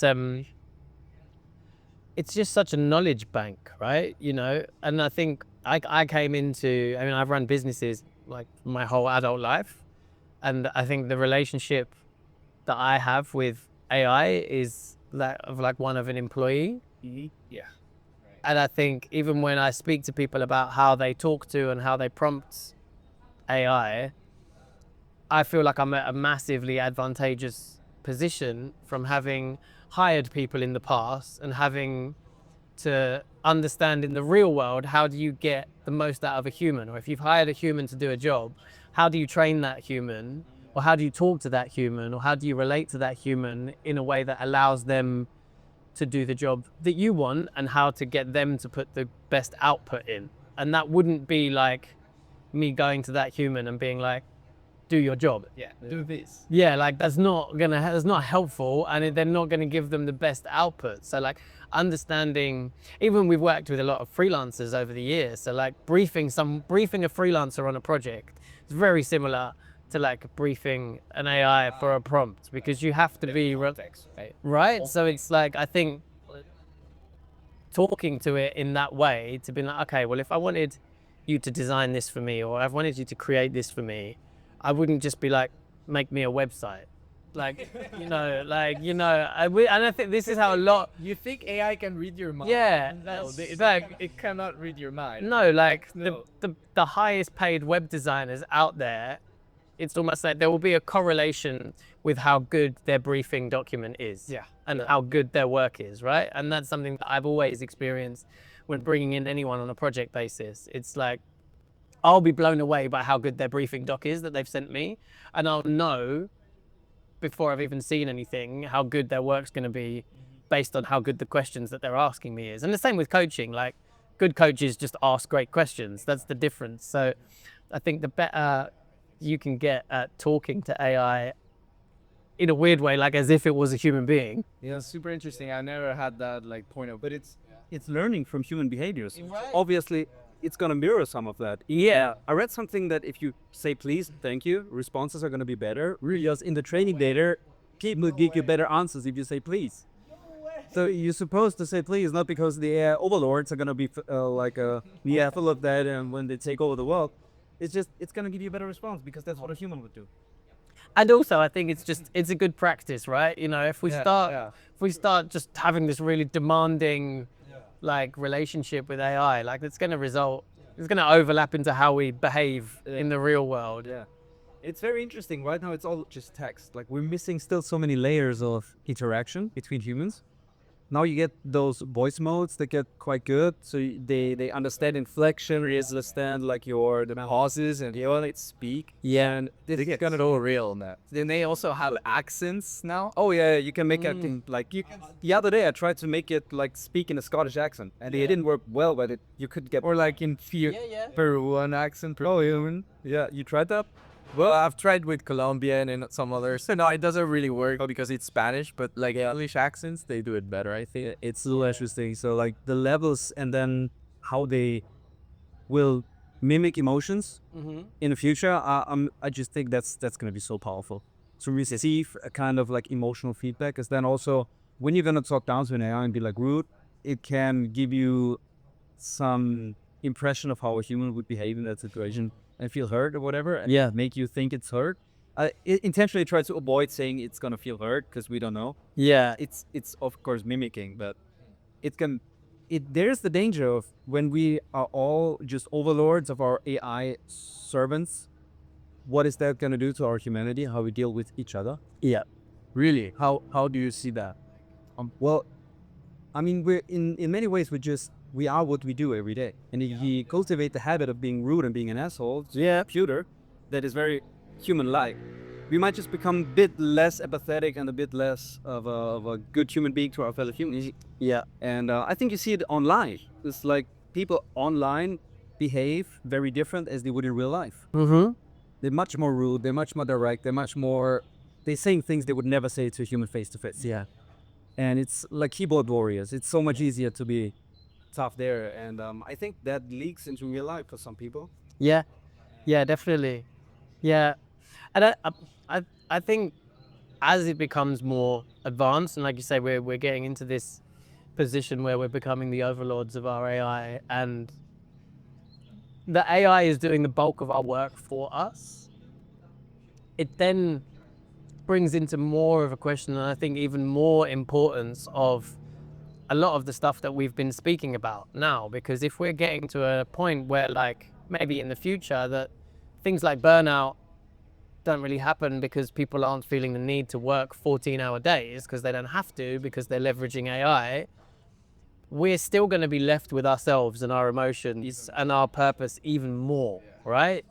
If you only had to work 3 hours a day instead of 12, you're left with your own emotions. Like, I think this is where we'll see a real shift in human behavior, because at the moment, so many people are so distracted and so busy that they don't actually have that much time to spend with themselves, cultivating presence and processing their emotions. But I can see that there could be a time in the future where not confronting those is not going to be an option, because as a race, human race, we are gonna, it's this collective consciousness. I do think that AI is part of this movement that is forcing human beings back into being human beings, because we've had this era for so long where like it's been driven by like manual work and labor, robots, right? Doing the job or doing the work. and now we're moving into this era where like we're offloading to the robots so that we don't actually have to act and work and behave like the robots anymore, which in a weird way, like this tech is bringing humans back into humanity. Yeah. It's like when you talk to people who live in subsistence situations, like farmers somewhere in the jungle. I mean, there's people here in Bali. I suppose if we went out there and we talked to some of the people who just live right there and they just make all of this happen that we're enjoying here, and ask them, are you depressed? They would probably not even know what we're talking about. I don't have time to get stressed. They're not thinking about that. Yeah. They're working. They have to work all day. Yeah, I would say it's like already happening. I would say like people are starting to think more about themselves and to have more time to think about them. Like, and also there is even more coaches and people trying to help people, like try to go over this thing. And so yeah, There's a big danger of like things like TikTok, for example. What we see with TikTok and with the reels is another form of escapism. And I have a strong feeling that AI is going to tap into it as well, and AI is going to be used by companies to give you even more of an escape route.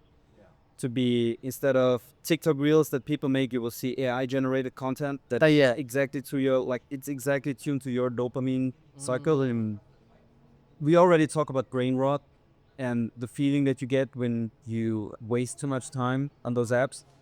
And I have a fear that there's a big danger that AI is going to hijack our dopamine system even more.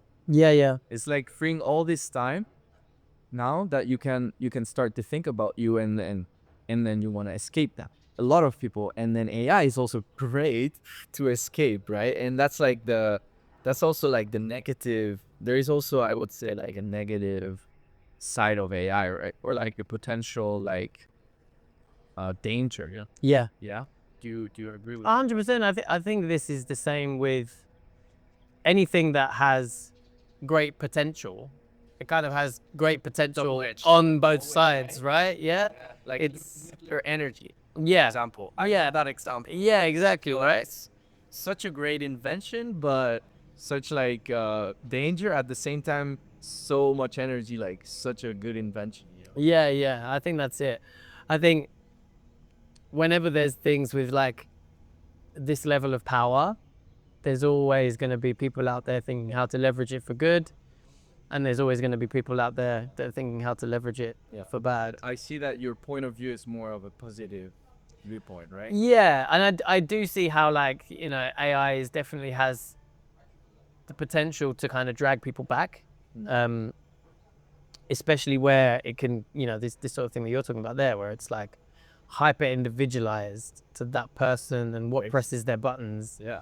But then I think alongside that, we are, as human beings, cultivating more of an awareness. Like, even though that content's there and reels are highly addictive and so is TikTok, like, we're all still trying to be a bit conscious about our screen time, because we have this base level awareness of like, I know that's not good for me, and I know that I can go on there for 5 minutes and lose half an hour. And it's almost like, I know that they're playing tricks on me, but it's like I keep finding myself back there. But I think as long as we have that awareness loop, and we try and work on some of these other things, right? You know, spoke to somebody here the other day. He's making a lot of money, drop shipping some plastic crap from China to somewhere in Europe, and it's just like the missing piece whenever I'm speaking to someone who has some level of unrest is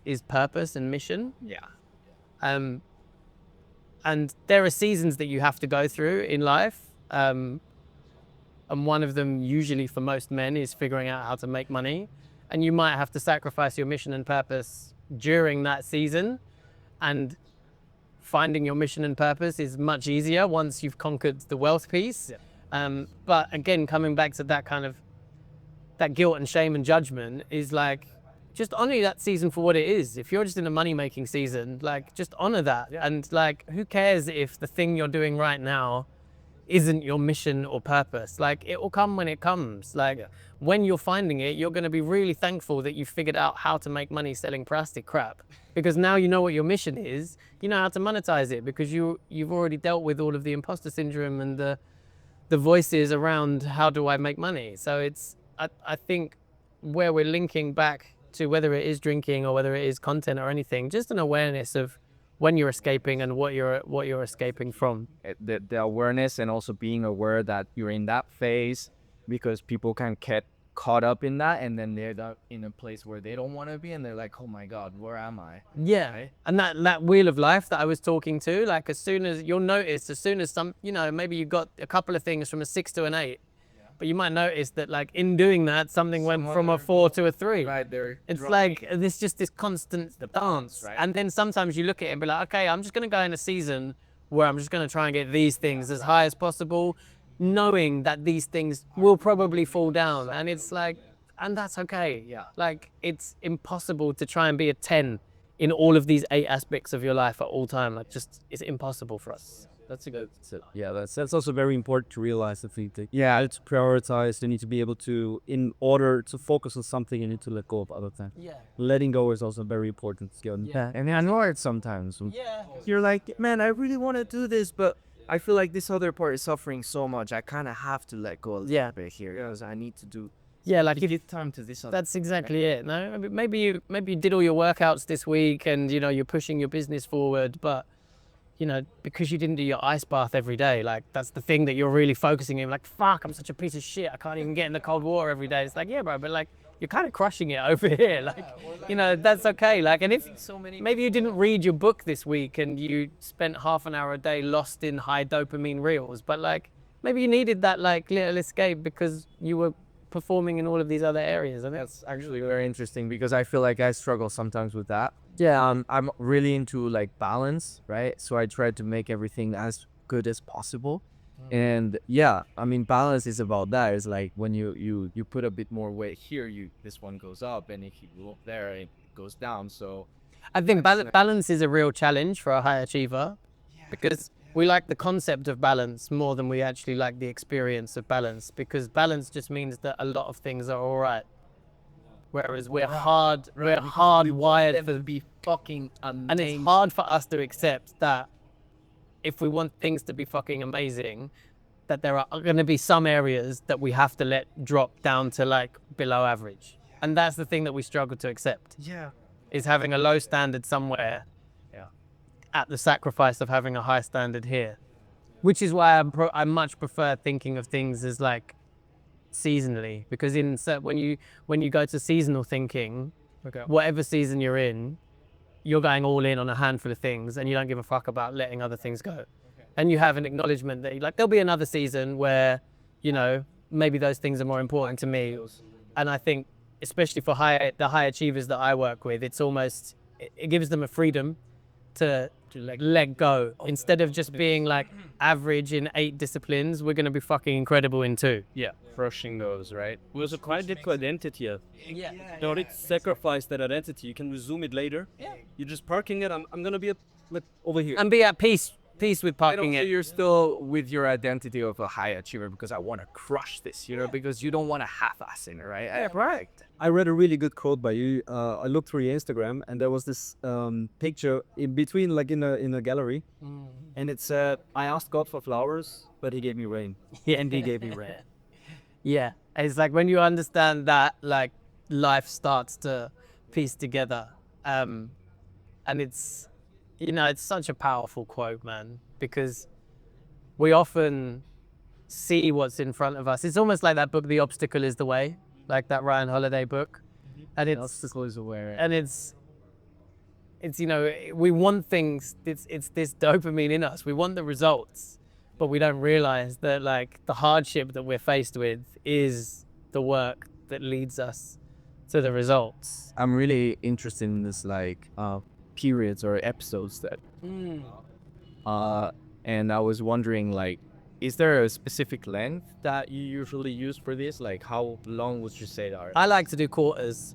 quarters, right? Yeah, like so split the year up into 4 quarters. Do you plan them? They come quite intuitively. So like I will do some like inner work coming up to the end of a quarter to really inquire with myself about what I feel like is important to me going into the next 90 days, like the next 12 weeks. And sometimes it is the same.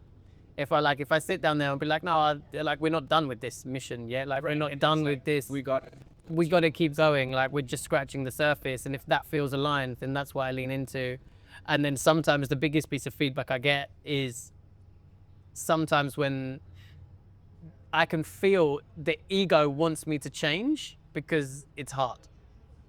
Like, and then sometimes that when I get that feedback, that's when I know that I have to keep doing the thing. Definitely have to go. Like if the desire to change it is big, that's usually because this is hard, I don't want to do it. Like, you know, right? So usually when I'm doing, say, things on the endurance side, I'll have 4 things a year, and 2 of them will be mental and 2 of them will be physical. So it's kind of, I go between the 2 each quarter. So for example, like, so one might be like a long fast or a long silent meditation. Physical. No, so that for me is like mental, and then the physical ones would be more like an endurance sport or something like that. Yeah, so I'll tend to kind of pivot between the 2 every 90 days. So like use that every 90 days. yeah, so within a year I'll usually have 2, you know, like misogis, like the physical ones. Yeah, like yeah, I've heard about this misogi. yeah. Most people do it once a year. Yeah, no, I do it for you. Yeah. Yeah, and it might be that one of those 4 is like the actual big one. Like that's Yeah. the misogi, but like you do a few other like Yeah, mini misogis along the way, right? misogis. That's so cool. Yeah, and I think with them,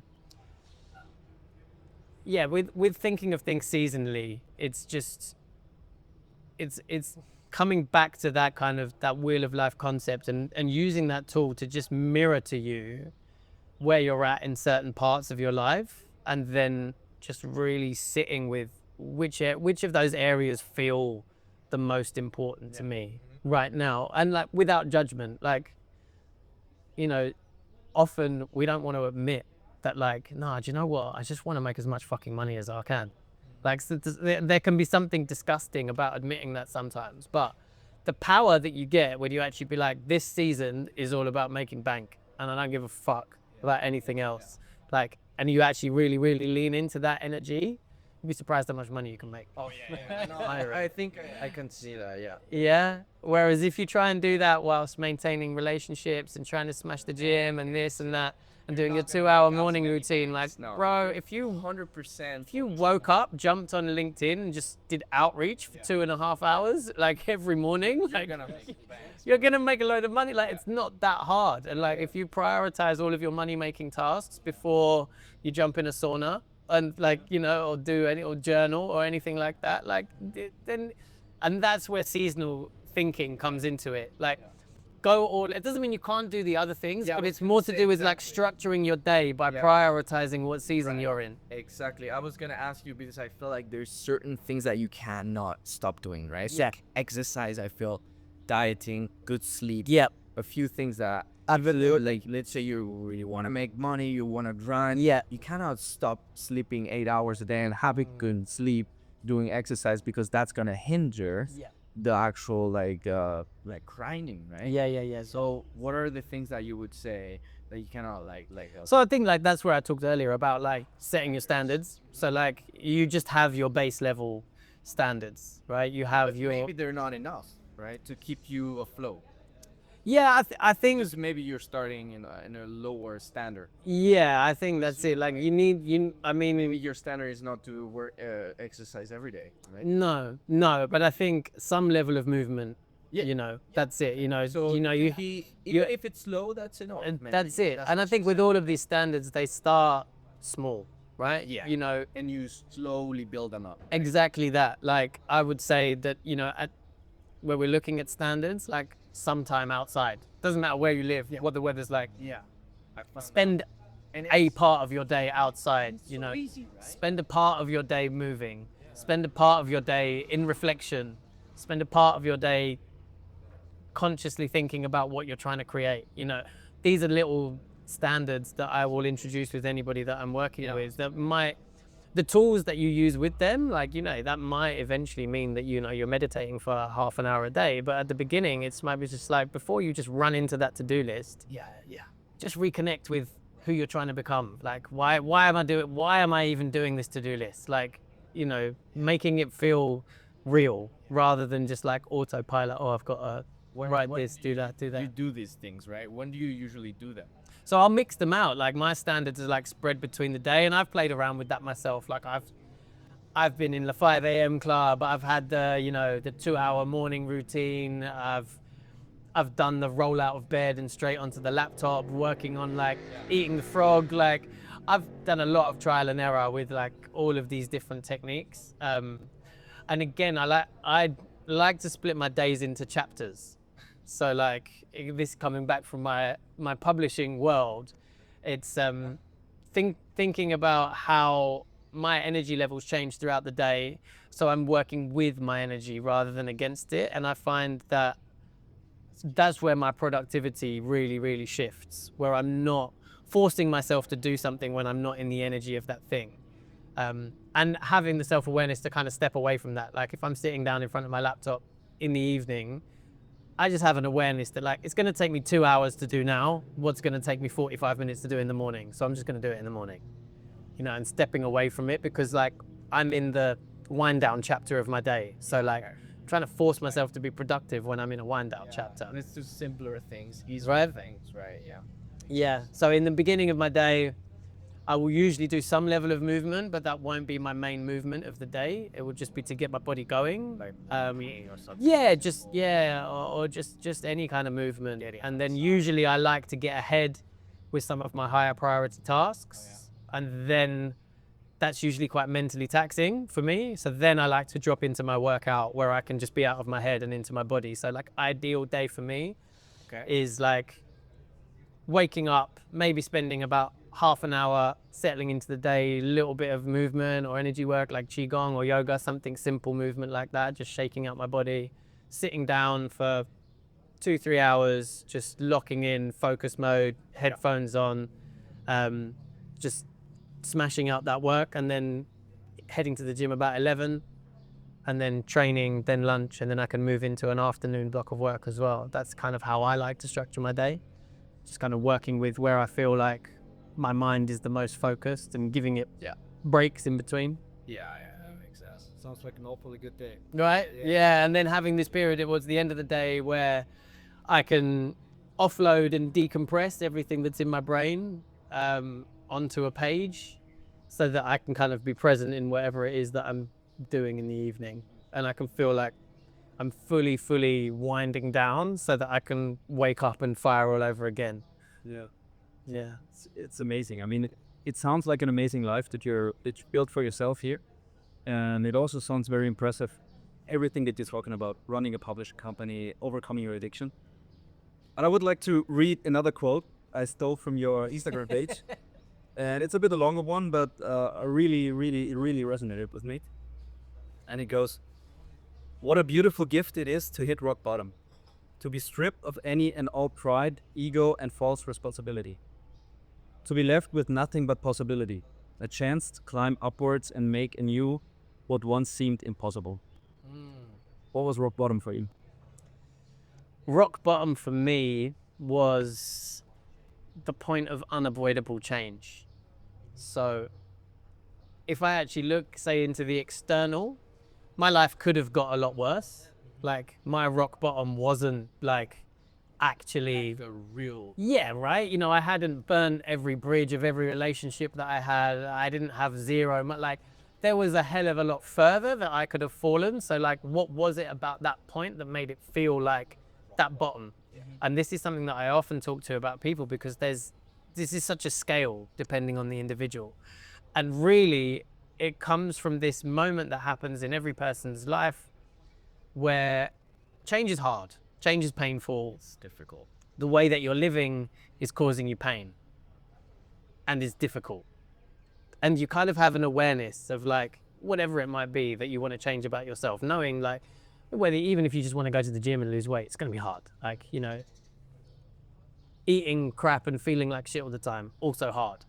But it becomes, there's this tipping point where almost like a moment of intuition, or whether it's a download from the universe or whatever, you just have this realization where at that point, the pain of change finally seems like less pain than the pain of carrying on doing what I'm doing.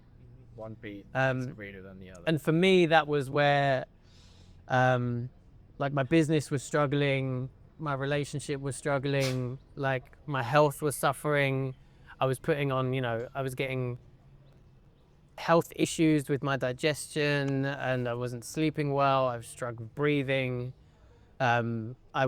Could feel like I was pushing people away when I needed people to be close to me. It's like I really wanted closeness, but I was also pushing people away. I was an awareness that I was sabotaging every aspect of my life, people, money. Like if I was to do that wheel of life, then I probably would have put everything like a 0 or a 1, or like, and I would have blamed myself for putting everything there. And if things were at a 1, I'd be thinking, how can I make that a 0? Like I was in that, just so self-destructive. Ultimate self-sabotage. Yeah, literally. I was just trying to set the world on fire, because coming back to the self, I thought that's what I deserved. I didn't believe that anything good I was worthy of. And that was that point of rock bottom for me, that bottom. And there is such a freedom, like even in that quote, like there is something fucking beautiful about hitting rock bottom, because you're no longer falling. I think that when you hit the bottom, you're like, fucking hell, thank God. Touched it. I've got to the bottom. Like we can't win. It's almost like we're not going any further. Like it's gonna be hard to build back up to where we were, but like at least I can see the stairs. I can see like I'm no longer like free for, like it's almost like, when does this end? Like how much worse am I gonna allow this to get for myself before I sort myself out? And it's just that, it's that first deciding to go to the gym instead of going to a pub, or like In a way, rock bottom isn't when you actually hit the bottom, it's when you start seeing the stairs. it's when you bounce back up. Yeah, that's what it is. That's why it's so powerful, because it's that free falling of just like going down, that downward spiral. There is this part of you that just feels like this is a never ending cycle of misery, but it's like there is definitely like a freedom and a relief in being like, oh, we hit the bottom. Like we might have like lost thousands of dollars and we might have ruined that relationship, but we're not, it's almost like an acceptance of our own standards of being like, but we're not going to let things get worse than this. Is as bad as they're going to get. Like, so at least I know where I stand. Like, and I can start to build from here, right? Also ties into ultra running, because at some point in a race you think like, this is as bad as I'm ever gonna feel. Right? You have that point of comparison, you know, when you're going into other things that come up in your life, and you're like, yeah, it's not going to be as bad as that, right? Definitely. That's so powerful as well in the endurance sport. Like you put yourself into this discomfort, and it teaches you so much about life. Yeah, those 10 hours in a race, or 12 or 20 hours in a race. Yeah. What was your hardest race? What would you say? The 24-hour ultra. Yeah. That was, I think you ran around a football field. yeah, it was like 250 meters. It's round and round and round and round. Running around a football field for 24 hours. Yeah.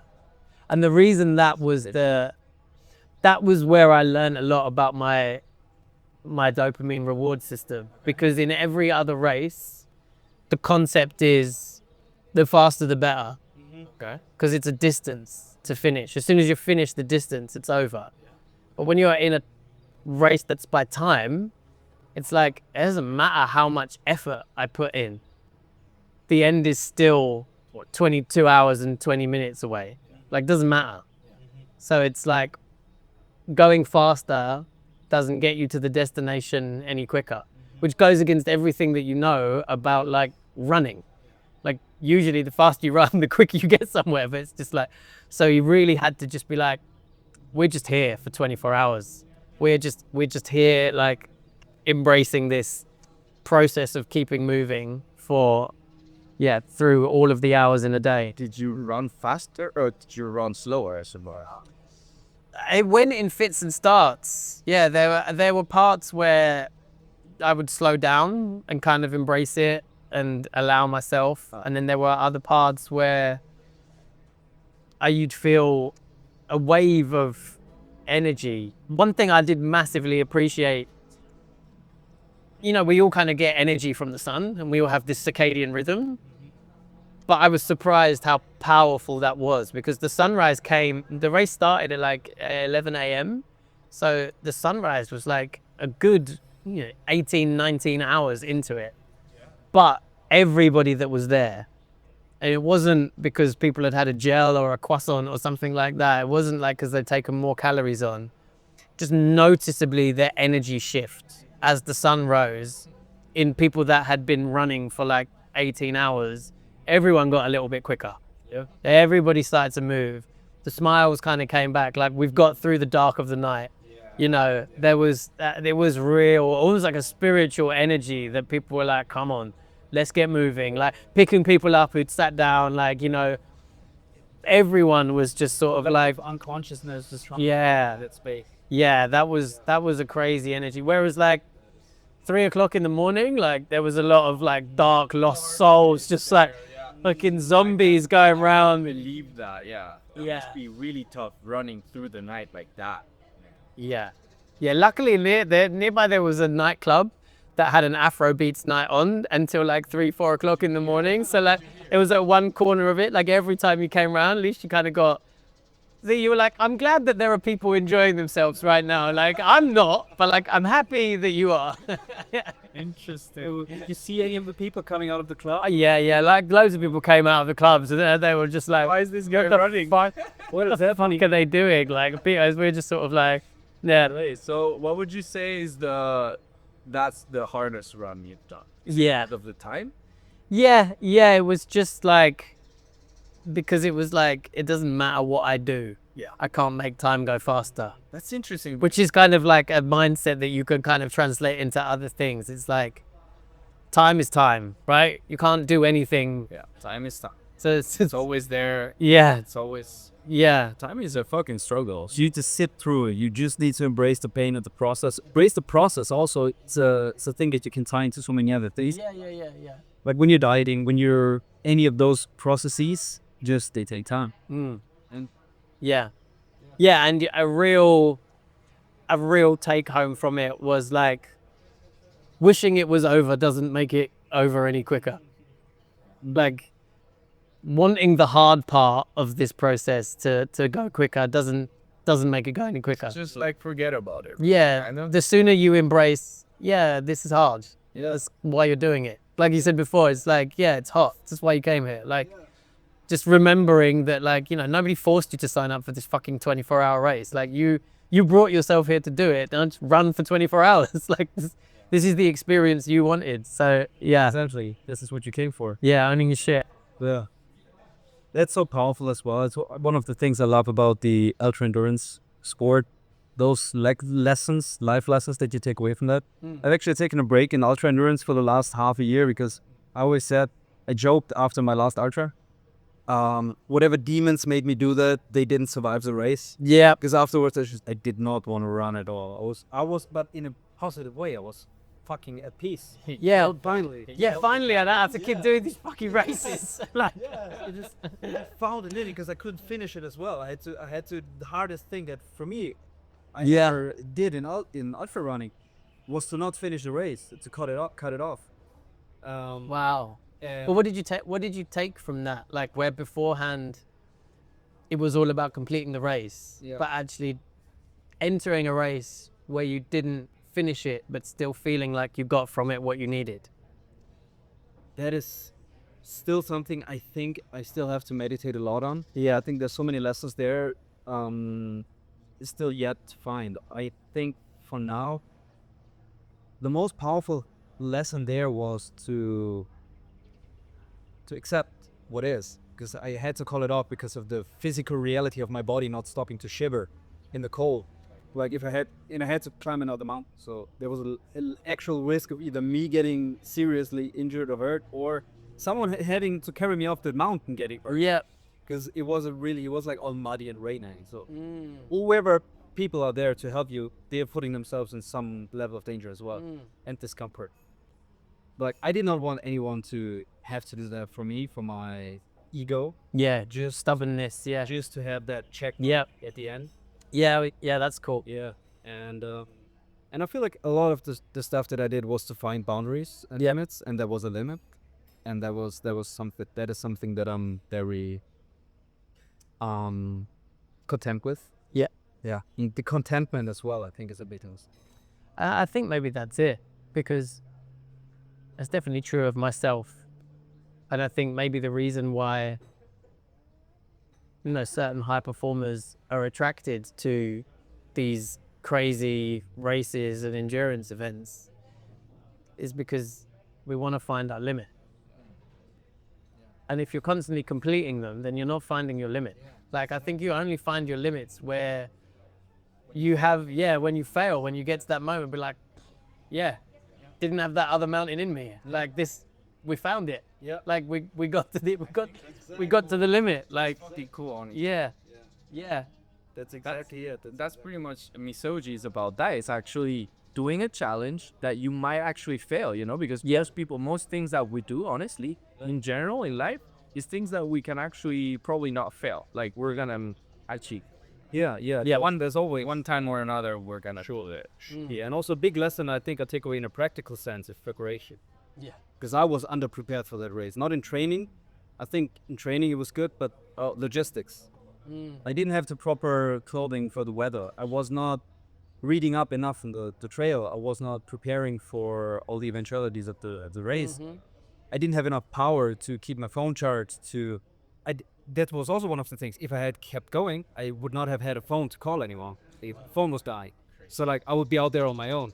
Yeah. So all of these tiny little things and how they influence your thinking.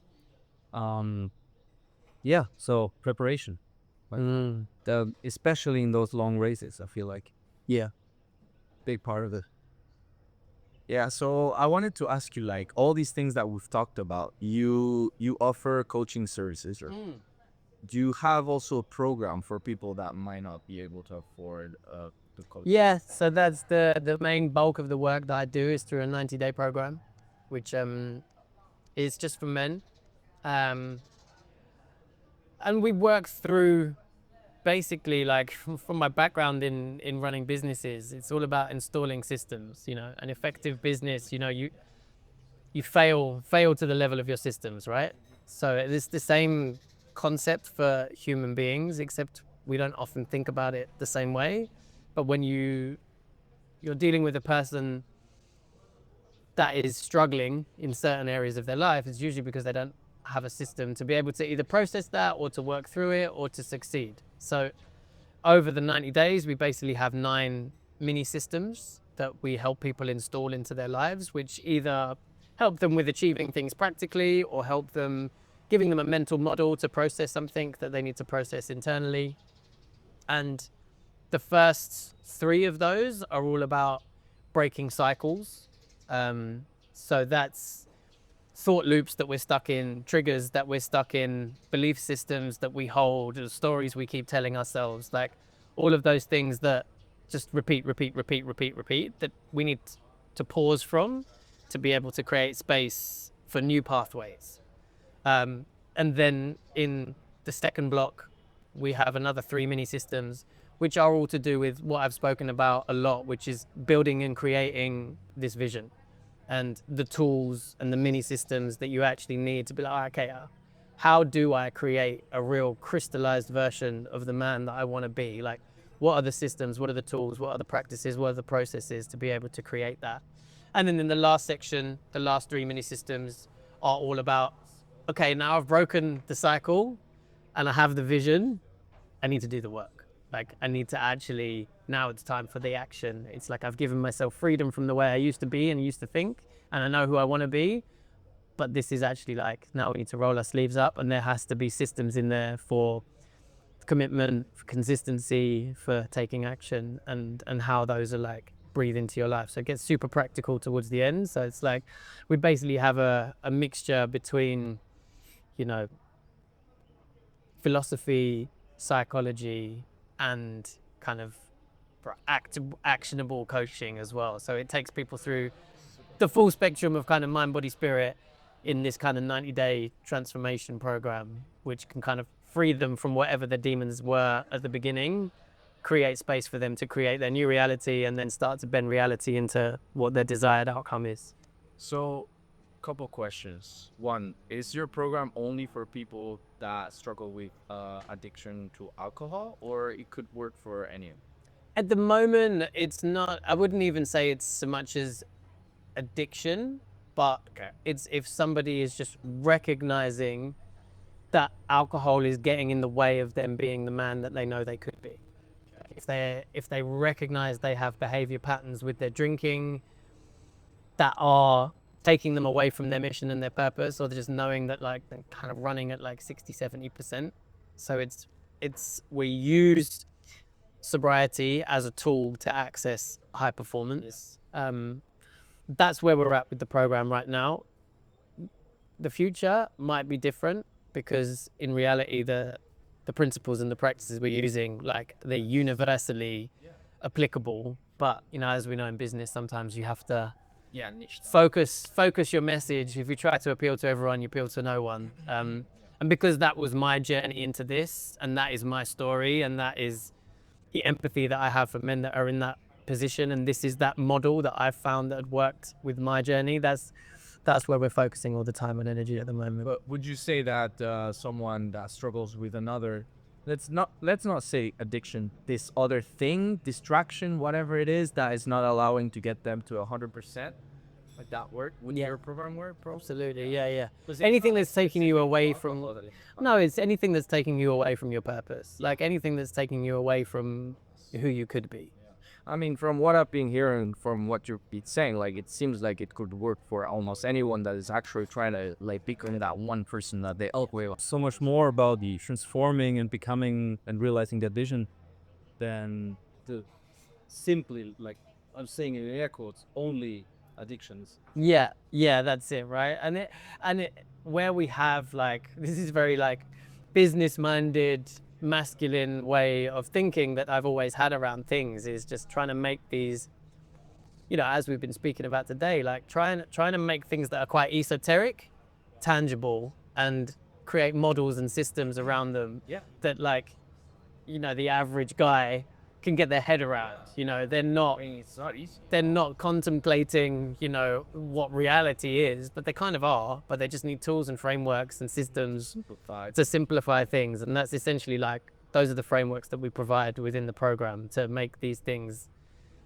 that you can easily get lost in thought with, kind of bringing them back into this realm, into the 3D, into an actionable plan and an exercise that people can do to actually start to see results. And how does the program, how does it work? Is it like a regular coaching intervals, weekly, daily calls? So yeah, they have a mixture of like trainings that they can watch and go through, like on demand. So there's like a syllabus that they work through, and then there's group coaching calls, depending on the level that they come into the program at. Like they can have up to daily accountability. We have coaches at different levels, so they can have like one-to-one check-ins a couple of times a week. Then they can have more in-depth coaching sessions at each level. You know, we have these 3 parts to it, so they can have like an in-depth sort of coaching call at each part of the system. Or if they just want access to the syllabus, they can come in and just, without the accountability and coaching side of it, and just go in and absorb that content and do the exercises. If they're quite self-motivated, they can kind of choose their own journey with it. It's like the syllabus, the philosophy, the practices, the protocols are the same for everybody. The only thing that kind of changes is like how much support you need from the team. And how can people find that? So To Google that. yeah, they can just come through my Instagram, which is @ChangeWithAli. And there's all the details there. If they drop in a DM, like we'll get them all the details and have a chat. Sweet. I'd have one last question if you don't have any more. I have also one last Okay, question. then let's go you first and then Sure. So my last question, let's say that to start off for people, if you were to recommend 3 books regarding this topic, which ones would they be? So 3 books. I love The Magic of Thinking Big. I think it's by David Schultz. And when we're thinking about this concept of the higher self, and when I'm coaching men and we're talking about possibility, I never do that right at the beginning. I'll do it just to entertain the thought process of doing it at the beginning. But what a man believes he's possible after 90 days of working with me is light and day away from what they thought was possible for them at the beginning of that process without having done any of this work. And I think that's the ego limiting what we think is possible for us. I think that's an incredible book. Is about that. That's about, Like you know, how to go as, you know, the audacity of how big you can dream, right? That's a great book for that. And then like on the practical side of things, Atomic Habits is a great, that's on the practical side of things. If you're actually habit change. There's a few things that you already like talk about that are Yeah. in the book. That's so much practical advice in there. And then the other one would be The Power of Now, Oh, no, I've heard about. the Eckhart Tolle, which again, you know, weaves into some of the stuff that we've been speaking about, which all about the magic of the present moment and just how hard it is to actually access, and helps you bring an awareness of all the things that you're distracting yourself from the present moment. You're constantly distracting yourself from the present moment, and how to bring an awareness to that and accept it in certain ways. So it's kind of, Is it about meditation? yeah, I mean, he's big on meditation, and that does overlap into it, but it's almost like seeing life as a meditation, if you want. Like, you know, constantly in meditation, everything is constantly fighting for our attention. So yeah, those 3 are kind of different levels. They're good books. Yeah, it's different levels from, makes sense. Cool. Awesome. Great books. So that really ties well into my question. Oh, really? Because I was about to ask, when's your book coming out? See, yeah, I'm writing a draft at the moment. And this is a book that's been an idea in my head this was the original book. And this is a much wider appeal. It's called The Change Formula. And it's based off a model that I use within my coaching, which can be applied to anybody that wants to change anything about themselves. Amazing. And change is an acronym for challenges, habits, acceptance, negativity, goals, and enjoyment. And it's how you move through all of those things in a way, and there's a formula that binds them all together, that whether you want to run your first 5 kilometers, or whether you want to start a business, or whether you want to lose weight, anything that you want to do, you can apply this principle to help you figure out how to do it and make it stick. Man, sounds amazing. Honestly, I would read that book for sure. 100%. Damn, it's on the reading list. Yeah. Also love like how you like use the change for the like specifics of it, and the formula which ties into the systems and all this. Amazing. Yeah. Sounds great. Yeah. Awesome. Thank you, Ali. I appreciate it, boys. It's incredible. It's amazing. Yeah. I love this conversation. I learned a lot, and I feel like you're a great guy, and so thanks for all the stuff that you do. Awesome. Appreciate it.